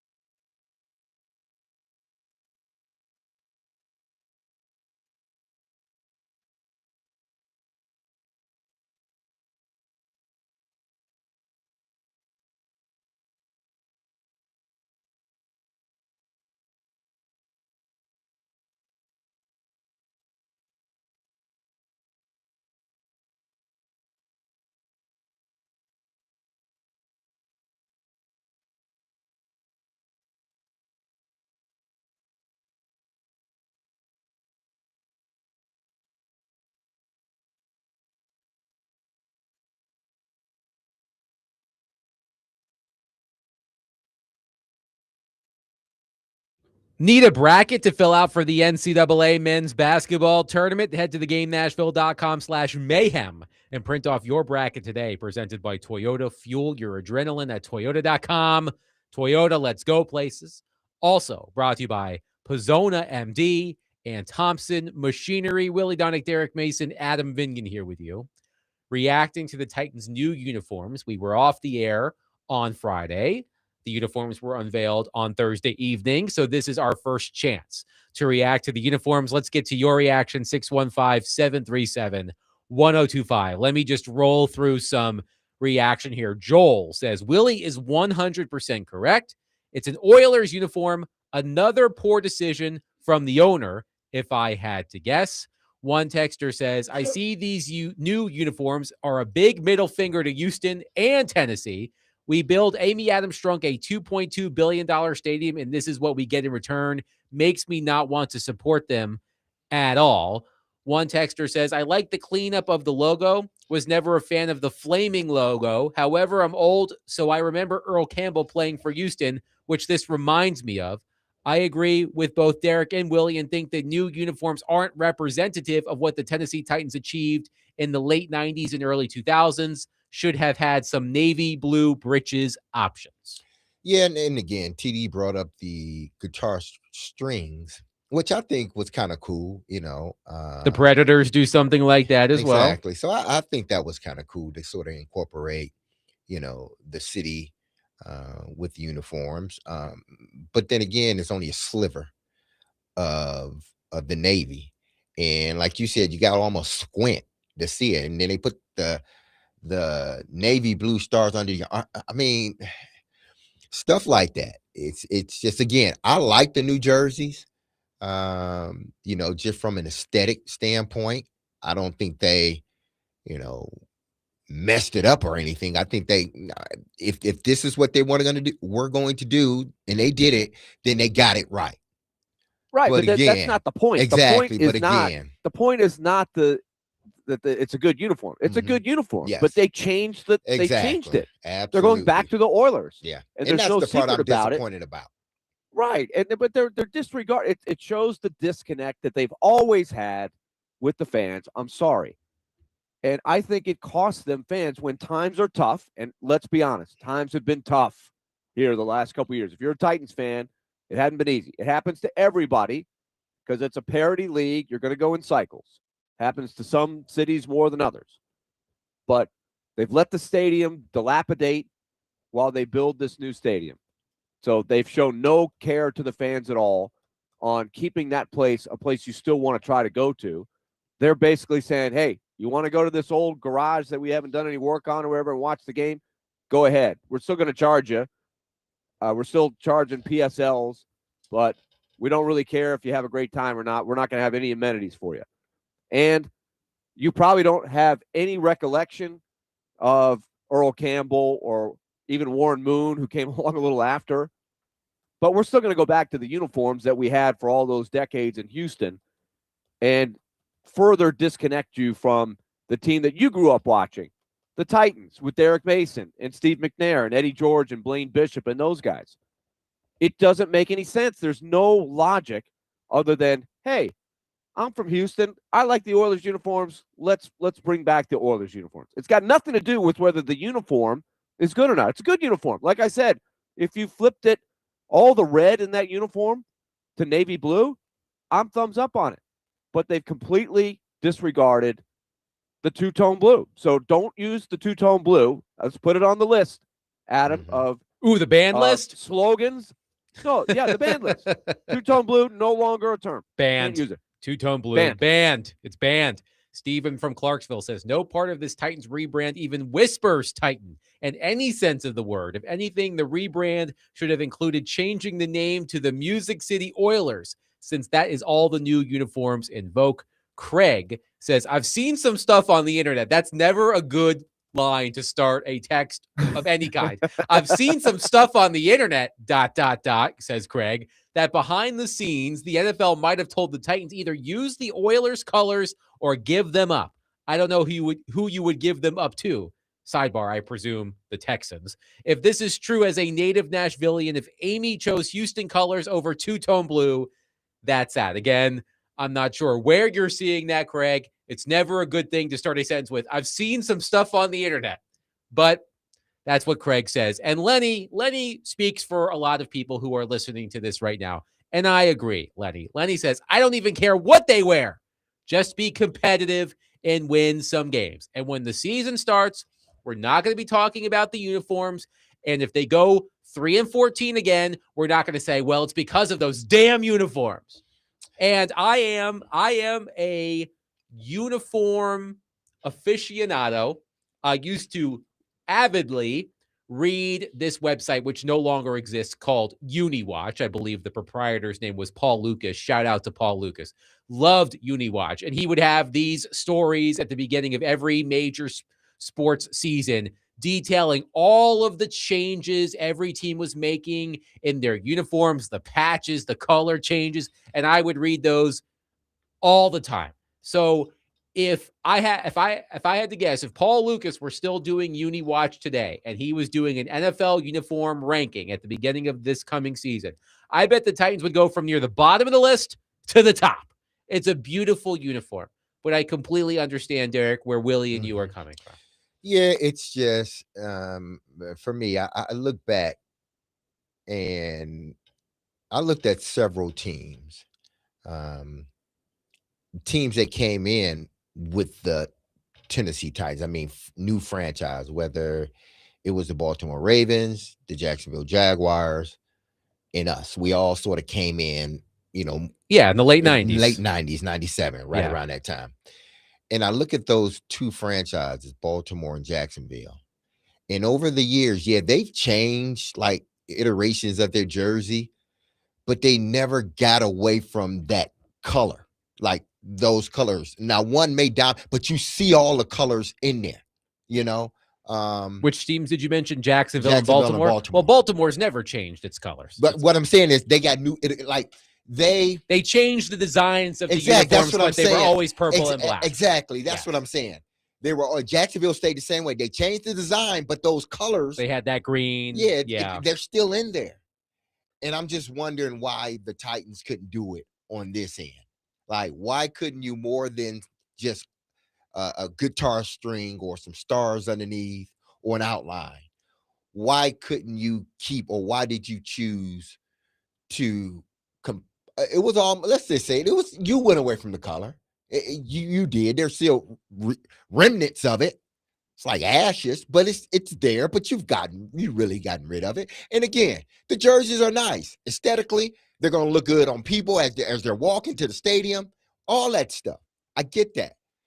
But why did you just like dismiss like that Navy? Because that was the Tennessee Titans. This is not, the name is still there, but the jerseys don't resemble anything. And I mean anything. And if anybody's saying it does, they're lying to themselves. Like, just be honest. Former players, it looks nothing like the Tennessee Titans, the AFC champions, 1999 Tennessee Titans, a team that went to another AFC championship game, a team that went to a divisional round, teams that we were a dominant team. We had a really good team. And you took that color and you just kind of burned it, took the ashes and kind of like threw the ashes, and where it fell. Do the jersey look good? Absolutely. It looks great. I'm going to continue to support it. But unless you sort of make it your business to really promote, like, don't like that blue is still a staple, even though it's still a staple. Unless you try to, nobody's going to ever remember that middle part. After a while, nobody's going to ever remember it. They're just going to think this was always the Houston Oilers. They will. Kids that are being born today will always think that was the Houston Oilers. Oh, they look the same. Yeah, of course it is. Remember when the Jaguars had those two-tone helmets? Yeah, those are ugly. Yeah, those are ugh, those gross. are, but they stay with their primary colors. Yes, the essence has always remained the same. Exactly. Keith on our text line, Willie says, I'm a Titans fan since day one, and I've always hated the colors of the Titans. I never bought gear except for one shirt. I love the new colors and immediately spent $500 on new gear. I also can't wait for those sun-bleached banners on the side of the stadium to go away. It's aesthetics. It's aesthetics, man. How do you, I guarantee you there's somebody over there saying, let's envision our fans walking into that stadium. How does the stadium look? Let's put an image of light blue or white, or let's put the two-tone. Let's put what looks better. I can tell you which one looks better if you're just talking about let's have a blue out. The whole stadium is light blue. That looks aesthetically a little bit more pleasing than the sort of two-tone, even though, again, I am disappointed but I do understand. That's why it's like, just telling people what you did. Like, just be honest. 'Cause I think a lot of people probably wouldn't, but they would understand, like, okay, I see why you did it. When you say, But the texture's point, that's fine. Yeah. But like we can all sit here and say, like, look, I'm wearing a light blue shirt and a red hat, just happenstance. I got the Oilers colors on Yes, right you now. do. I didn't mean to do it, but it's a good combination, right? We can all sit here and say, do you like Wyoming's colors of brown and gold? Hey, yeah, that's a cool one. Or hey, do you like Virginia Tech and the orange and the maroon that's weird, but it's yours, right? To me, if you have your distinctive colors, you stay with the colors. That's always been my thing. So we can, individuals might like red and light and Titan blue better than two-tone blue, but that's not the point. The point is, what do you identify with as the Titans? What do you identify with as the Oilers? They're now identifying with the Oilers. 615-737-1025. We see your calls and texts. We will get to them coming up next. So hang tight. 615-737-1025. Also, speaking of dearly departed, not just the Tennessee Titans colors, but a member of the Tennessee Titans. He's not actually dead, but he's not a member of the team anymore. And we will discuss that person coming up next. 615-737-1025. Willie Donick, Derek Mason, Adam Vingan, 1025. The Game.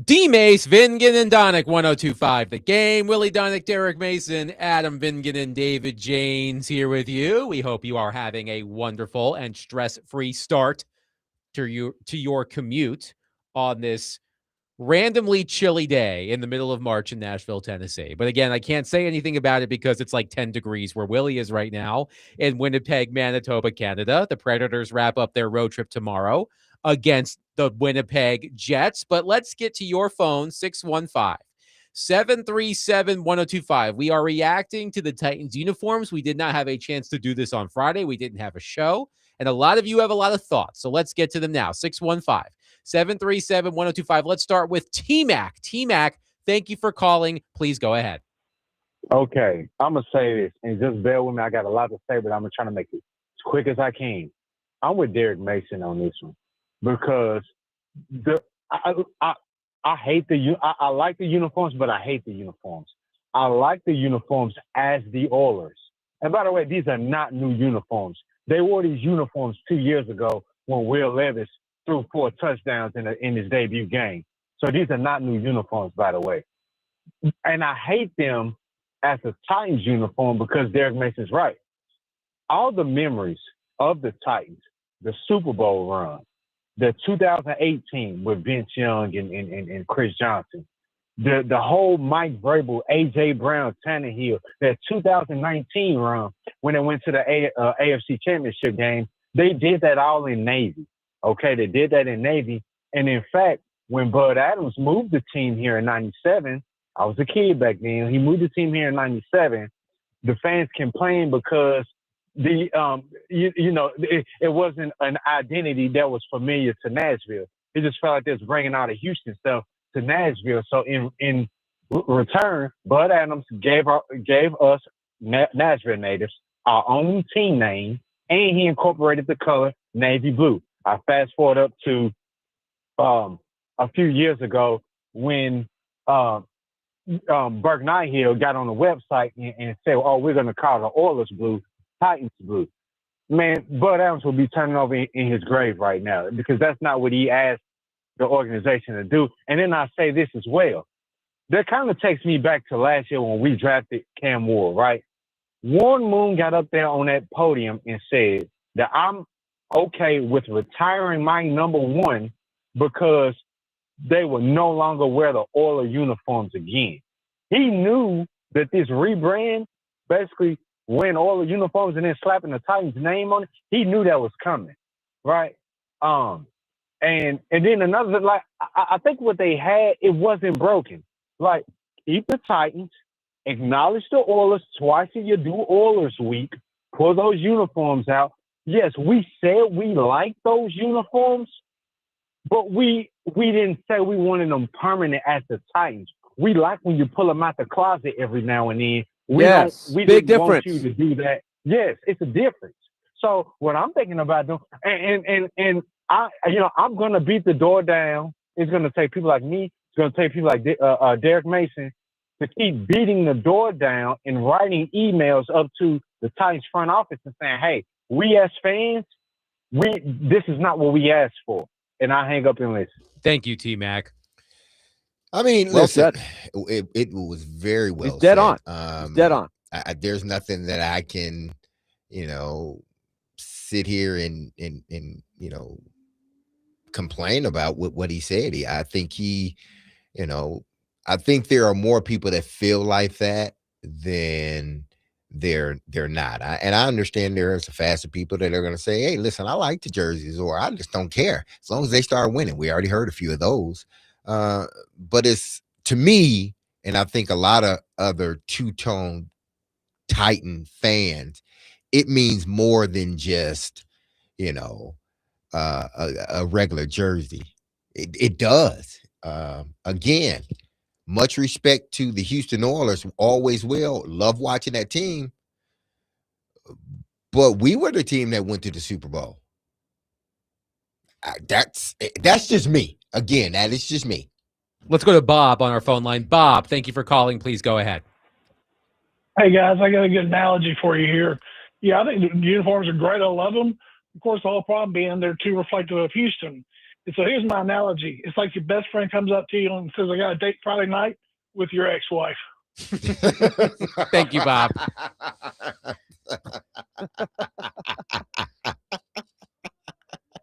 Fist to face to floor. No, I don't condone violence. People. I don't A knuckle sandwich. I don't condone violence at all. I mean, hey, listen, I there's nothing, and I couldn't sit back and argue with those that say they like the jersey. I'm just telling you from, my opinion, my thoughts, my perspective on why I feel the way I do. And, if you like the jersey, like I said, I like the jerseys. I do. So it wouldn't be you don't know. I like the jerseys. But sometimes it's about more than what they're presenting. And to me, it's about more than what they're presenting. Let's go to Dustin and I also Hopkins. think they did zero. Hold on, research. Dustin. I believe that they had zero research done by the fans. Hey, do you like these? Would you like to have something that looks more like an Oiler uniform? If they polled the fans and that's what the fans wanted, then I would understand it more. But I have no knowledge that they did that. If somebody can tell me otherwise, because I'm not a season ticket holder or anything like that, I would love to know if they got any fan feedback. One texter says it would be funny if the new stadium opened and everyone showed up wearing the old two-tone jerseys. All right, let's go to Dustin in Hopkinsville. Dustin, thank you for calling and waiting. Go ahead. Good afternoon. I'm going to make about 3 points, and I'm going to go against the grain because that's what I do. So I love the new uniforms, and the only thing I don't like are the dang stripes. Yes, it is absolutely Oiler colors, simple, less is more. But the stripes on the side, man, I mean, what were we doing? Was we trying to make lingerie on the side or what? Anyway, so I get what y'all are saying. We're never going to forget those Titans. But we got about, 3 instances that people can rename in the two-tone blue. I'm going to go another direction with this. I was voted best dressed in high school my senior year. What year was Me that? and a Russian guy. What was that? What That year was was that? 2006. Okay. And the old Tommy Hilfiger with the pop collar and the shirt underneath. I was fresh, man. I was pretty much a model. I'm just going to say it. Anyways. I believe you. So, two-tone blue. The word in itself is terrible. If you know anything about dressing, you know you don't wear 2 tones of colors together. I can't stand the Flames. I've always thought our uniforms were boring as hell. And in the last 3 or 4 years, with everything going as bad as it is, it just gave me another reason. Like, man, I don't even look good in these colors. The whole stadium looks like trash. Now we're getting a new one. Everything's coming new. Let's forget all this bad losing. Let's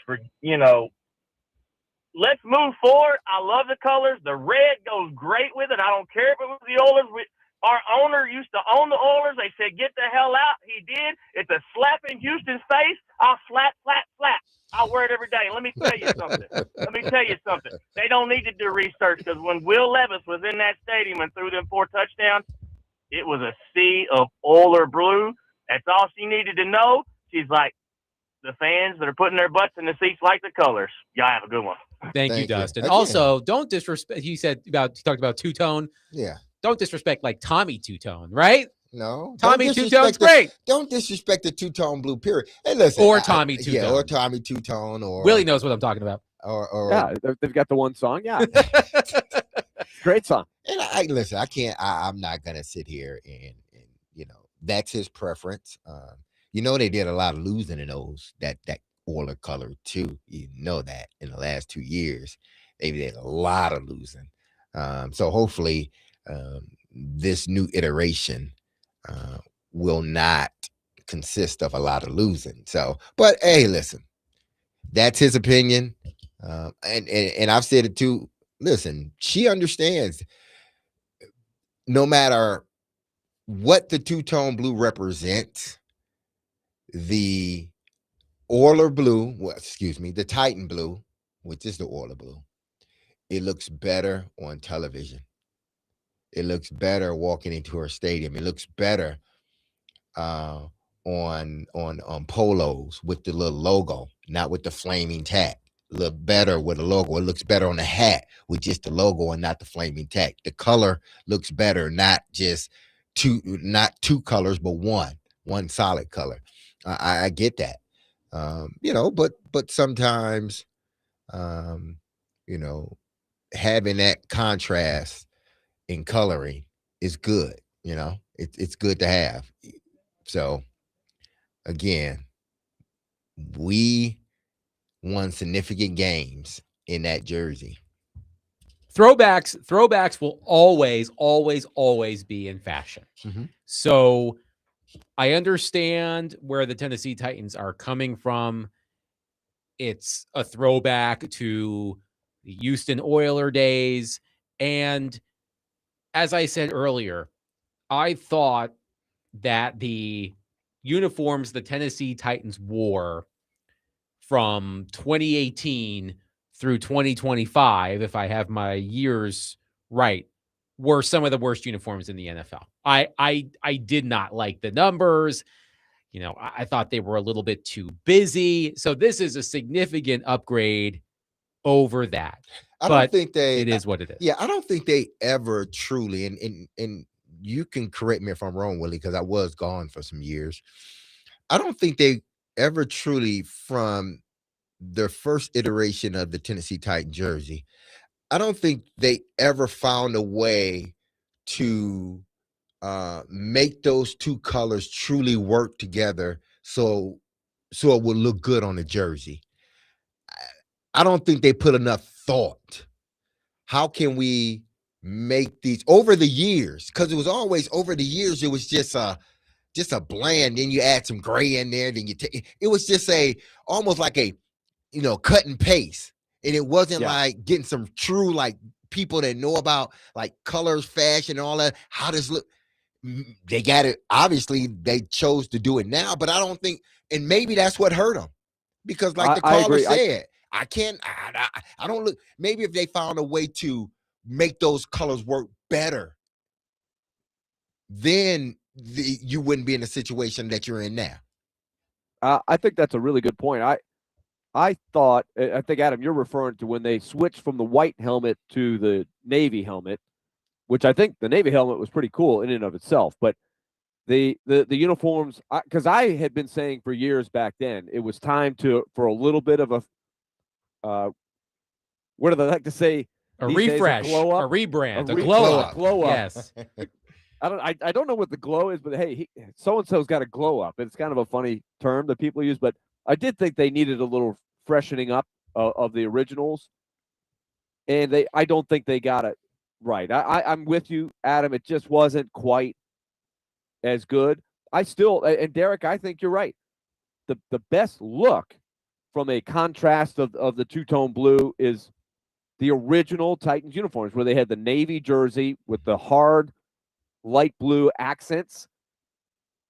When they started trying to get into the let's get the navy, the light blue jersey with the white numbers and all the different combinations, it looked a little different. Sometimes they would have all light blue, like pants and jerseys. But don't you think over the years they started really showing the light blue as a more dominant color? Yes, they definitely made that decision a few years into it, for better or worse, but it was still theirs, right? It was still the working with the two colors as your basic colors. That's what you identify with, and that has always been my hard, fast rule. I know some teams have not done that. We've mentioned the Padres and the Vancouver Canucks and some teams that have completely changed their color schemes. I can't figure out why they would do that, but the Titans have kind of done that here, or at least halfway. They've made a major shift where it looks like a different franchise. It identifies with a different franchise. So you can do whatever you want with your color scheme as long as you stay connected to your identity. Like, there should be no mistaking who you're watching when you flip on the TV and you see the Titans playing. But it's going to look very different when they take the field this year. One texter says the Color Rush uniforms were the only good ones from the last generation. Are those the ones where the Titans look like giant pieces of cotton candy, where they wore light blue tops and light blue pants? I think so, yeah. Let's go to Sam on our phone line. Sam, thank you for calling. Please go ahead. Hey, what's up, guys? How y'all doing? Good. Good. Thank you. Man, just chiming in because I'm off the coffee, so you got me thinking about all the color uniforms and everything. So I think this is, what people are sleeping on. The all-white jerseys, clean for the new jerseys. I will also say this. I love the white tops with the light blue pants, actually, versus talking about the light blue actual tops. I only got one jersey I've ever had my whole life as a Titans fan, and it is extremely fake, so I can't talk too much with that. But I will be looking at the all-white jersey, especially the one for the Cam Wars. That's all I'm gonna say. I appreciate y'all. Y'all have a good day. Thanks, Sam. Thank a lot of fashionistas on our phone and text lines driven by Wilson County Hyundai.com. And again, this is a story now.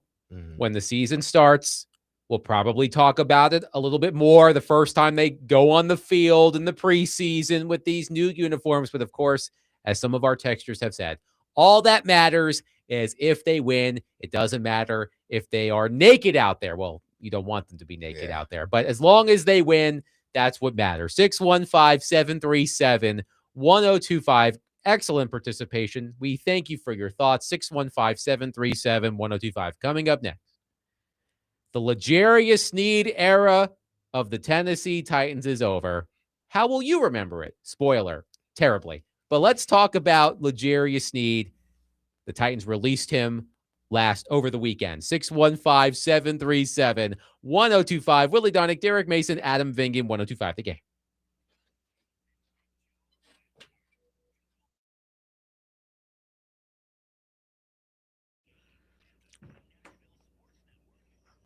Hey, this is Derek Mason. If you've injured yourself in a motorcycle accident, go to lawtigers.com for your free case evaluation. Even if your accident was months ago, you have nothing to lose by calling Law Tigers. Insurance companies want to give out as little as possible, or frankly, nothing at all. But Law Tigers fights to get you the compensation you deserve and doesn't get paid until your case has been settled. They understand how much your bike gear means to you, so they will help you get it all repaired, or better yet, replaced. So call 1-800-LAW Tigers or visit lawtigers.com. Law Tigers is powered by Freeman and Houston. You can find them in Nashville, located at 2126 21st Street South. And don't forget, go to predatorsbike.com to enter to win a custom Nashville Predator Indian motorcycle signed by the entire team, courtesy of Law Tigers in Music City, Indian. That's Law Tigers, Tennessee's motorcycle lawyers.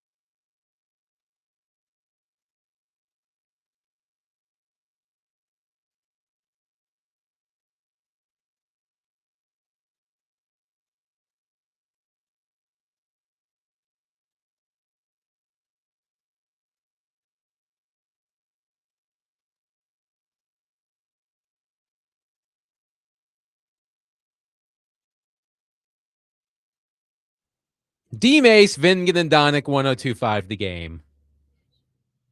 Love this song. And to answer the question, no, we will not remember you, L'Jarius Sneed.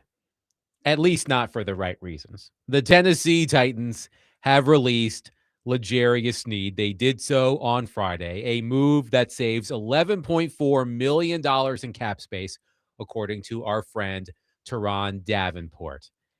And if we were to compile a list of the worst Titans acquisitions in recent memory, hell, it may not even be just recent memory. This has to be at or near the top. The Titans traded a 2025 third-round pick and swapped seventh-round picks with Kansas City for L'Jarius Sneed, then signed him to a 4-year, $76.4 million contract. That's an average value of $19.1 million per year. And the Tennessee Titans received a grand total of 12 games over 2 seasons for Sneed. So, Willie, this was the expected outcome. There was no way L'Jarius Sneed was going to be a member of this team next season. But, man, talk about just a sunk cost. A third-round pick set on fire. Millions and millions of dollars also set on fire. And L'Jarius Sneed no longer a member of the Titans. Yeah, that didn't go very well. I to say the least. I think the biggest, looking back on it, stuff like this is going to happen. Sometimes you make a deal and you know that there's risk involved in every deal, but you live with it, right? And sometimes you look back and say, you know what? If I could do it overall again, I would do it, even though it didn't turn out well. In this case, though, you do have to say, in retrospect, that there, was an increased amount of risk, right, with his knee issues that were out there, right? And they were willing to live with that, and that's fine. But to me, the biggest mistake that they made wasn't the medical stuff, because everybody is a little bit of a roll of the dice, even though his was extra, right? He was brewing, and remember the whole time when Derek was asking him about the knees, he was very sensitive, right after the trade, right before he ever put a uniform on and practiced or anything. And they were sensitive at the start. They were saying, yep, he's not going to practice very much. And usually when that happens, it's not a good sign. But I think the biggest mistake was thinking that they were in a position roster-wise that a trade like that could really have benefits, because they were on the downswing of the window. And I just didn't think that matched up with making a trade with that type of risk, where you invest heavily in a guy that has already played a lot of games, has some questions. And what was the best case scenario? If he played great, I still don't know if it was going to be enough to make you a good team. So that was the biggest part that I think didn't make sense. And like you said, everybody's got some free agents that you throw money at and it goes bad. So you can go back and say, well, pretty bad deal when they signed Jadeveon Clowney, or who was the guy that they got from the Falcons? Vic Beasley. Something or other. Vic Beasley. I mean, we can all go through them. Oh boy, that didn't go very well. But free agent is different because it's just money that you're throwing out there, and you're not giving up an asset like a third-round pick, which in football is a pretty solid asset. This would be classified as a monumentous fail. Epic fail, as the kids used to say. Epic fail. That's what this would amount to if you had to sort of give it a title.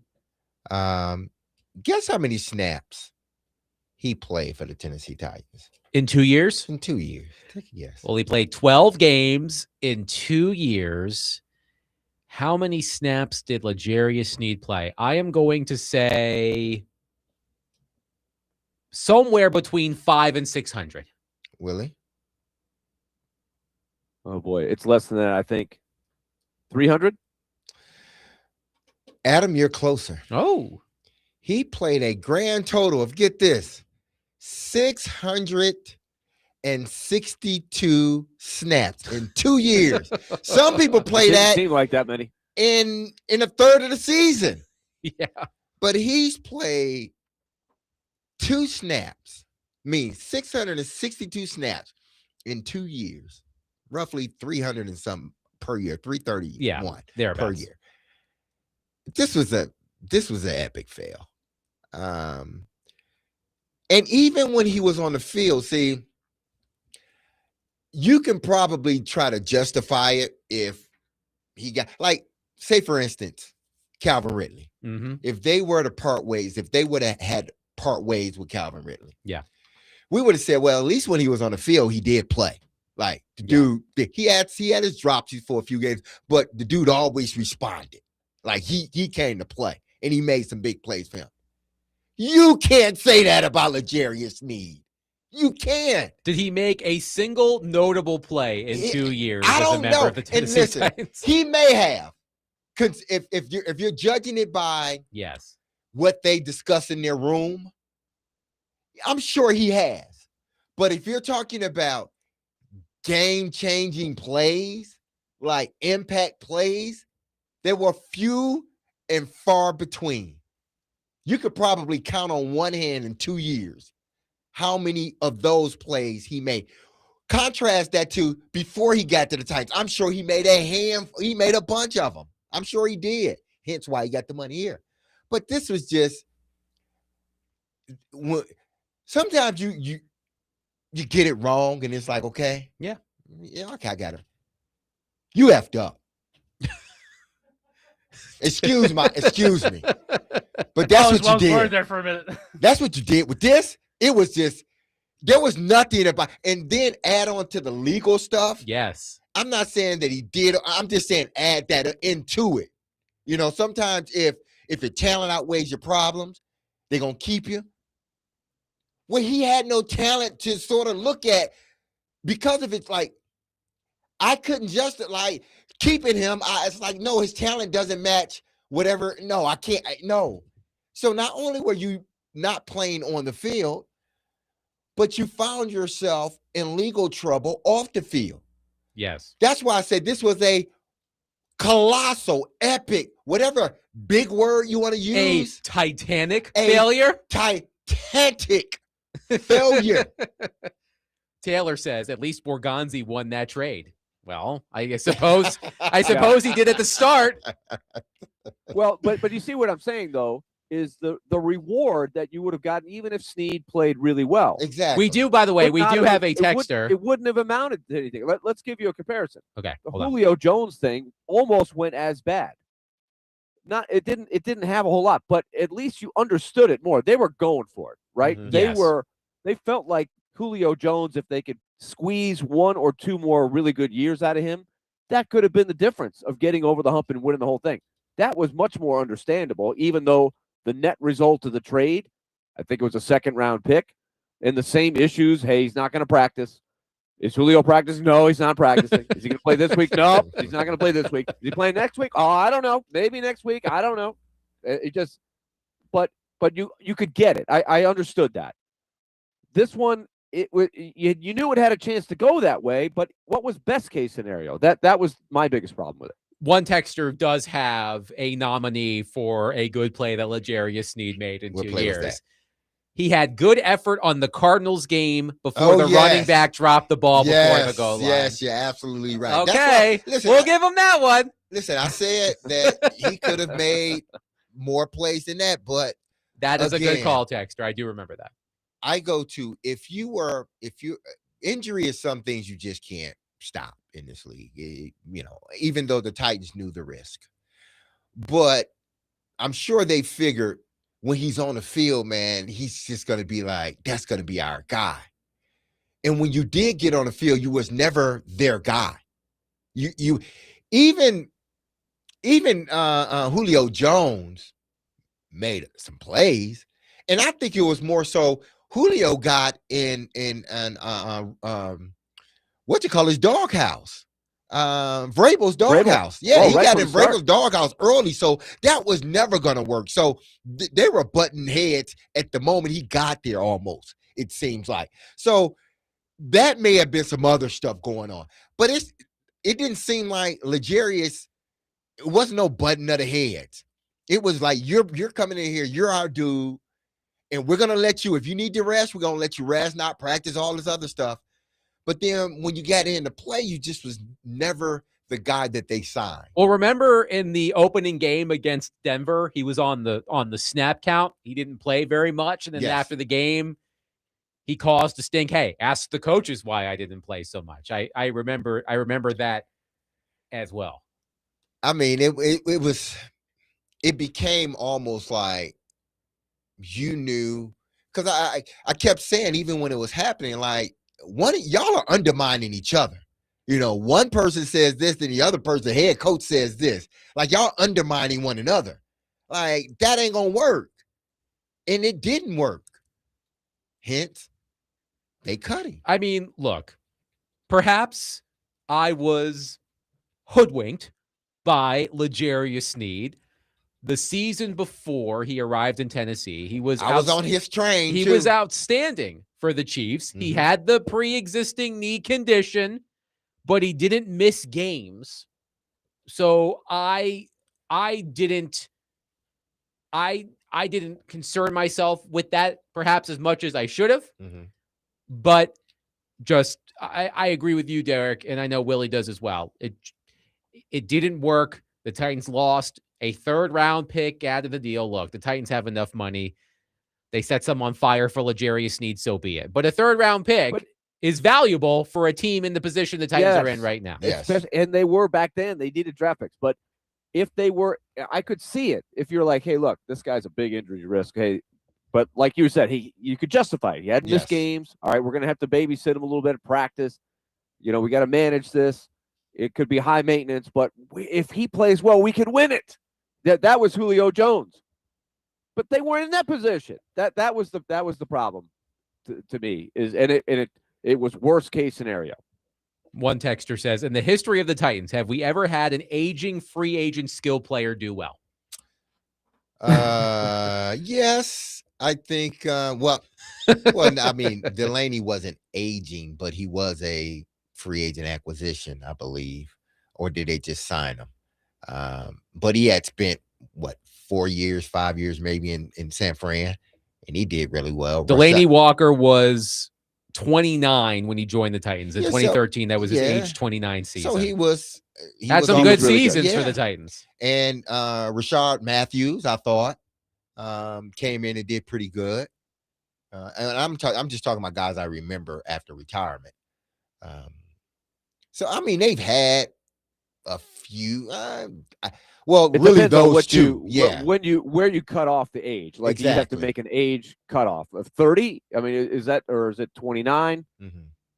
Like when you say an aging veteran, I think you're talking at least 30. There's different levels of risk too. They brought in some old wide receivers, but they were just sitting there without a job, like DeAndre Hopkins, right? He was sitting there. He was a free agent, and they got him, and they ended up getting a draft pick for him. That wasn't the worst. Yeah, I think they got some mileage out of him. I think Hop came in and did a good job. I mean, I guess he was aging.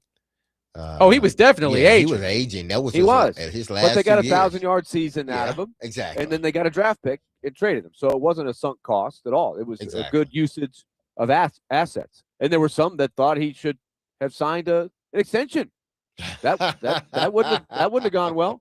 Yeah, that definitely wouldn't have gone well. 615-737-1025. Your memories of Legarius Sneed. I can just see the text line piling up right now with your favorite memories of Legarius Sneed. 615-737-1025. We'll wrap up the show coming up next. Willie Donick, Derek Mason, Adam Vingan, 1025 The Game.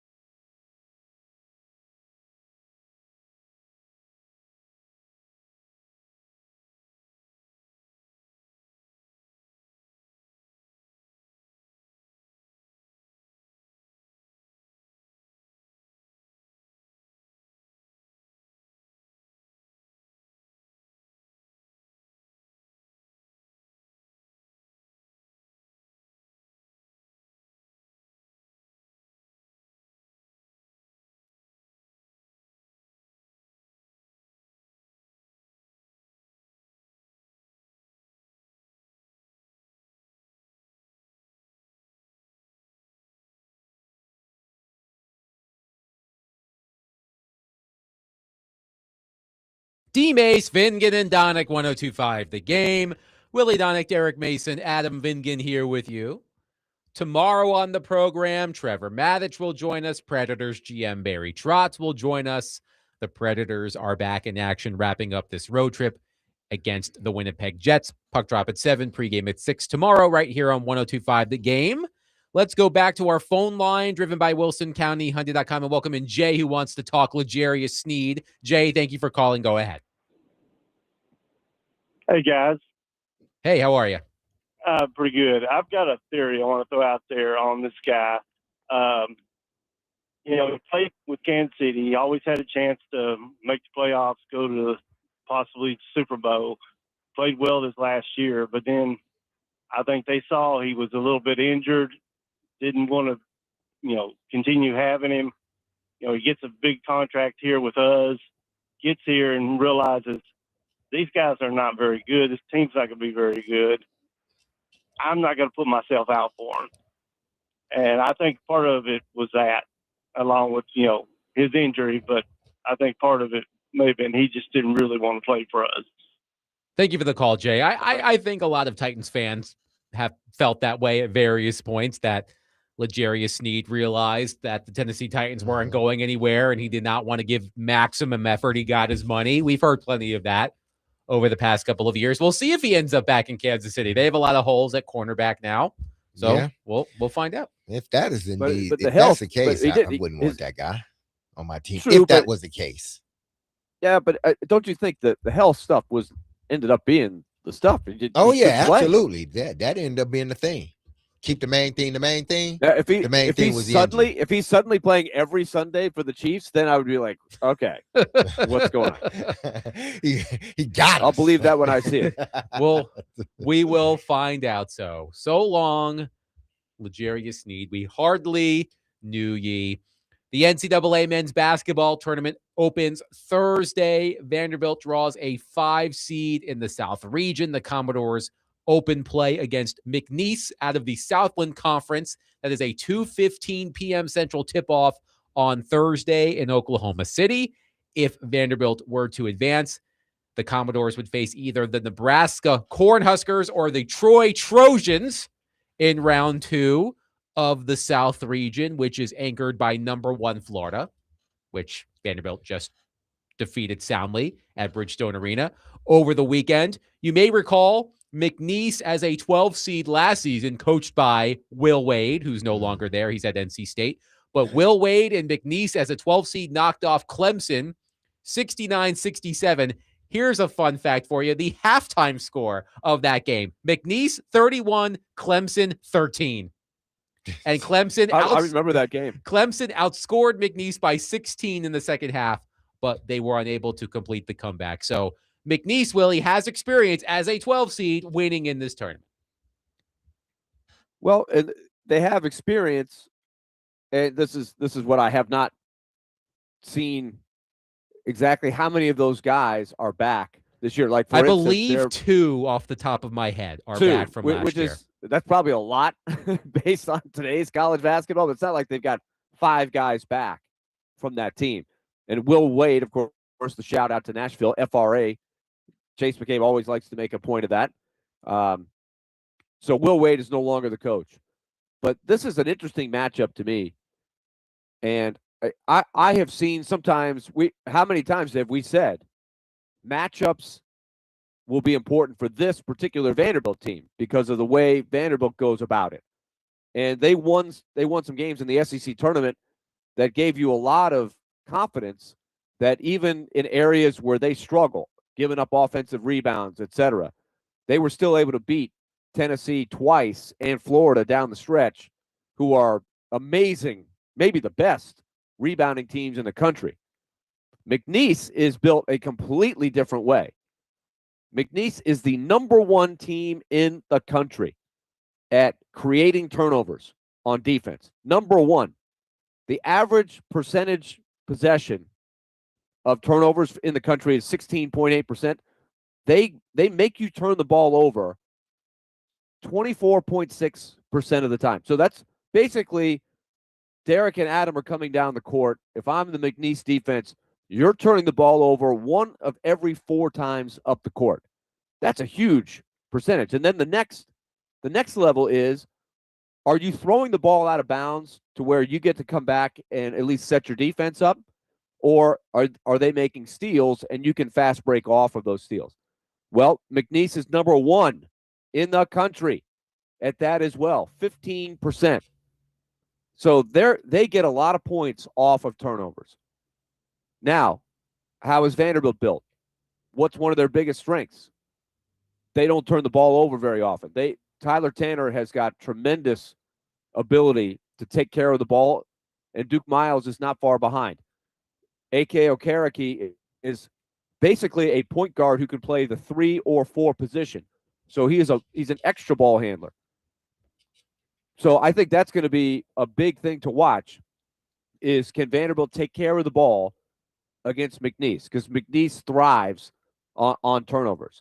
They also, on the other side, when you are aggressive and you go for steals and things like that, what do you leave on the other side? You leave the boards open for offensive rebounds.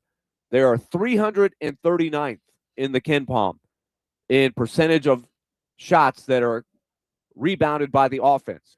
So they're giving up a lot of second chance points, McNeese is, when they don't get the steals. And they also foul a lot. And that's common with the team that goes for steals, right? You foul a lot. They're 325th in free throws allowed in the ratio of field goals allowed. So Vanderbilt, have we not seen them a lot shoot a lot of free throws as a team? They live at the free throw line. Duke Miles, he's got that knack of getting fouled. Okereke, those guys, and they're really good free throw shooters. So to me, these on paper, and I stress on paper, are good matchups for Vanderbilt if they can take care of the ball. Well, this may be a long game if that's indeed is the case, if it ends up being that way, where Vandy's at the free throw line a lot. For historical reference, the 12 seed has won in the first round 3 of the past 4 years. So that I'm sure Vanderbilt knows that. And they know the teams that won. And like y'all said, McNeese State was one of those teams that won the first round matchup. So they got, and this is what I think alluding to what you said, Willie, as far as McNeese State causing their opponent to turn the ball over more times than not, or their ratio is a lot higher playing McNeese State than anybody else. Okereke can't get in foul trouble. Duke Miles can't get in foul trouble, because if those 2 guys are in foul trouble, then you leave it up to Tyler Tanner, which he can do it, but you're putting a lot of stress on him. And what have we said about Duke Miles? He always, because he has good hands, quick hands, he's always getting himself into foul trouble. Okereke, he gets himself into foul trouble as well as McLaughlin. So a team that causes turnovers, they need to be facing the best ball handlers. And like you said, those 3 guys are the best ball handlers. Bean can bring it up, but he's not a true ball handler. So they got to make it. They got to stay in the game. You can't be having your third foul going into halftime. Neither one of those guys. To further your point, Derek, at least one number 12 seed has won a first round game in 34 of 40 tournaments. Wow. Multiple 12 seeds have won in the first round 3 of the past 4 years. And we will get more into something about those 4. Yes, 5-12s. those 5-12s. I don't know why is that. I don't know. It's a good question.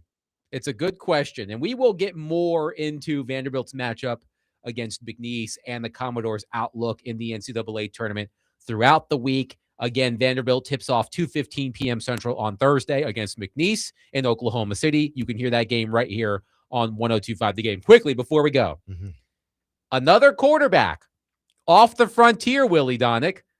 Yep.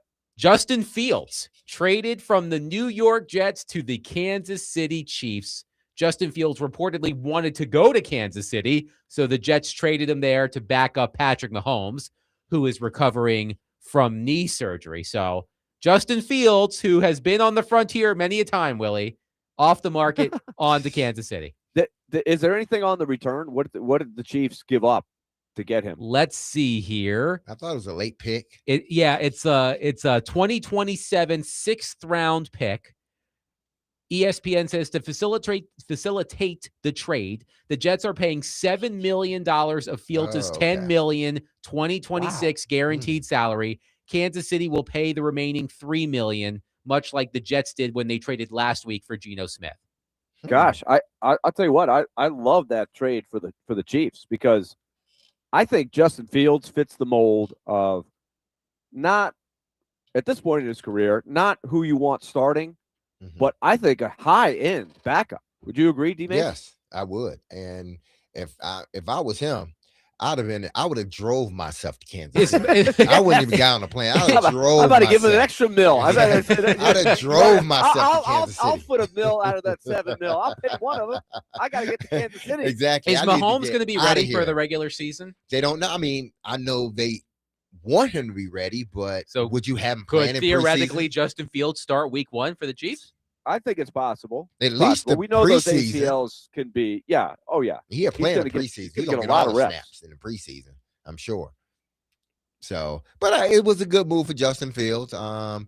You need to go somewhere where the pressure isn't on you to play right away or play at all. That's why, you see some quarterbacks, they go places and, they end up leaving the place that they went to and become a better quarterback. Why? Because the pressure isn't on them to be that guy that everybody wanted them to be. Now they get to learn, like truly sit back and learn. And that's what Fields is able to do. That's what Malik Willis was able to do. Just sit back and learn. I think this text from Damien is a great way to end the show. Okay. Damien says, as a Tar Heel fan, now I'm mad at Hubert Davis for not playing Tyler Nickel. Damien, it warms my heart when Tar Heels fans are mad. So I thought that would be a great way to end the program. That'll do it for us today. We will be back tomorrow at 3:00. Predators versus Jets to wrap up the road trip at 7 tomorrow. Barry Trotz will join us at 5:00.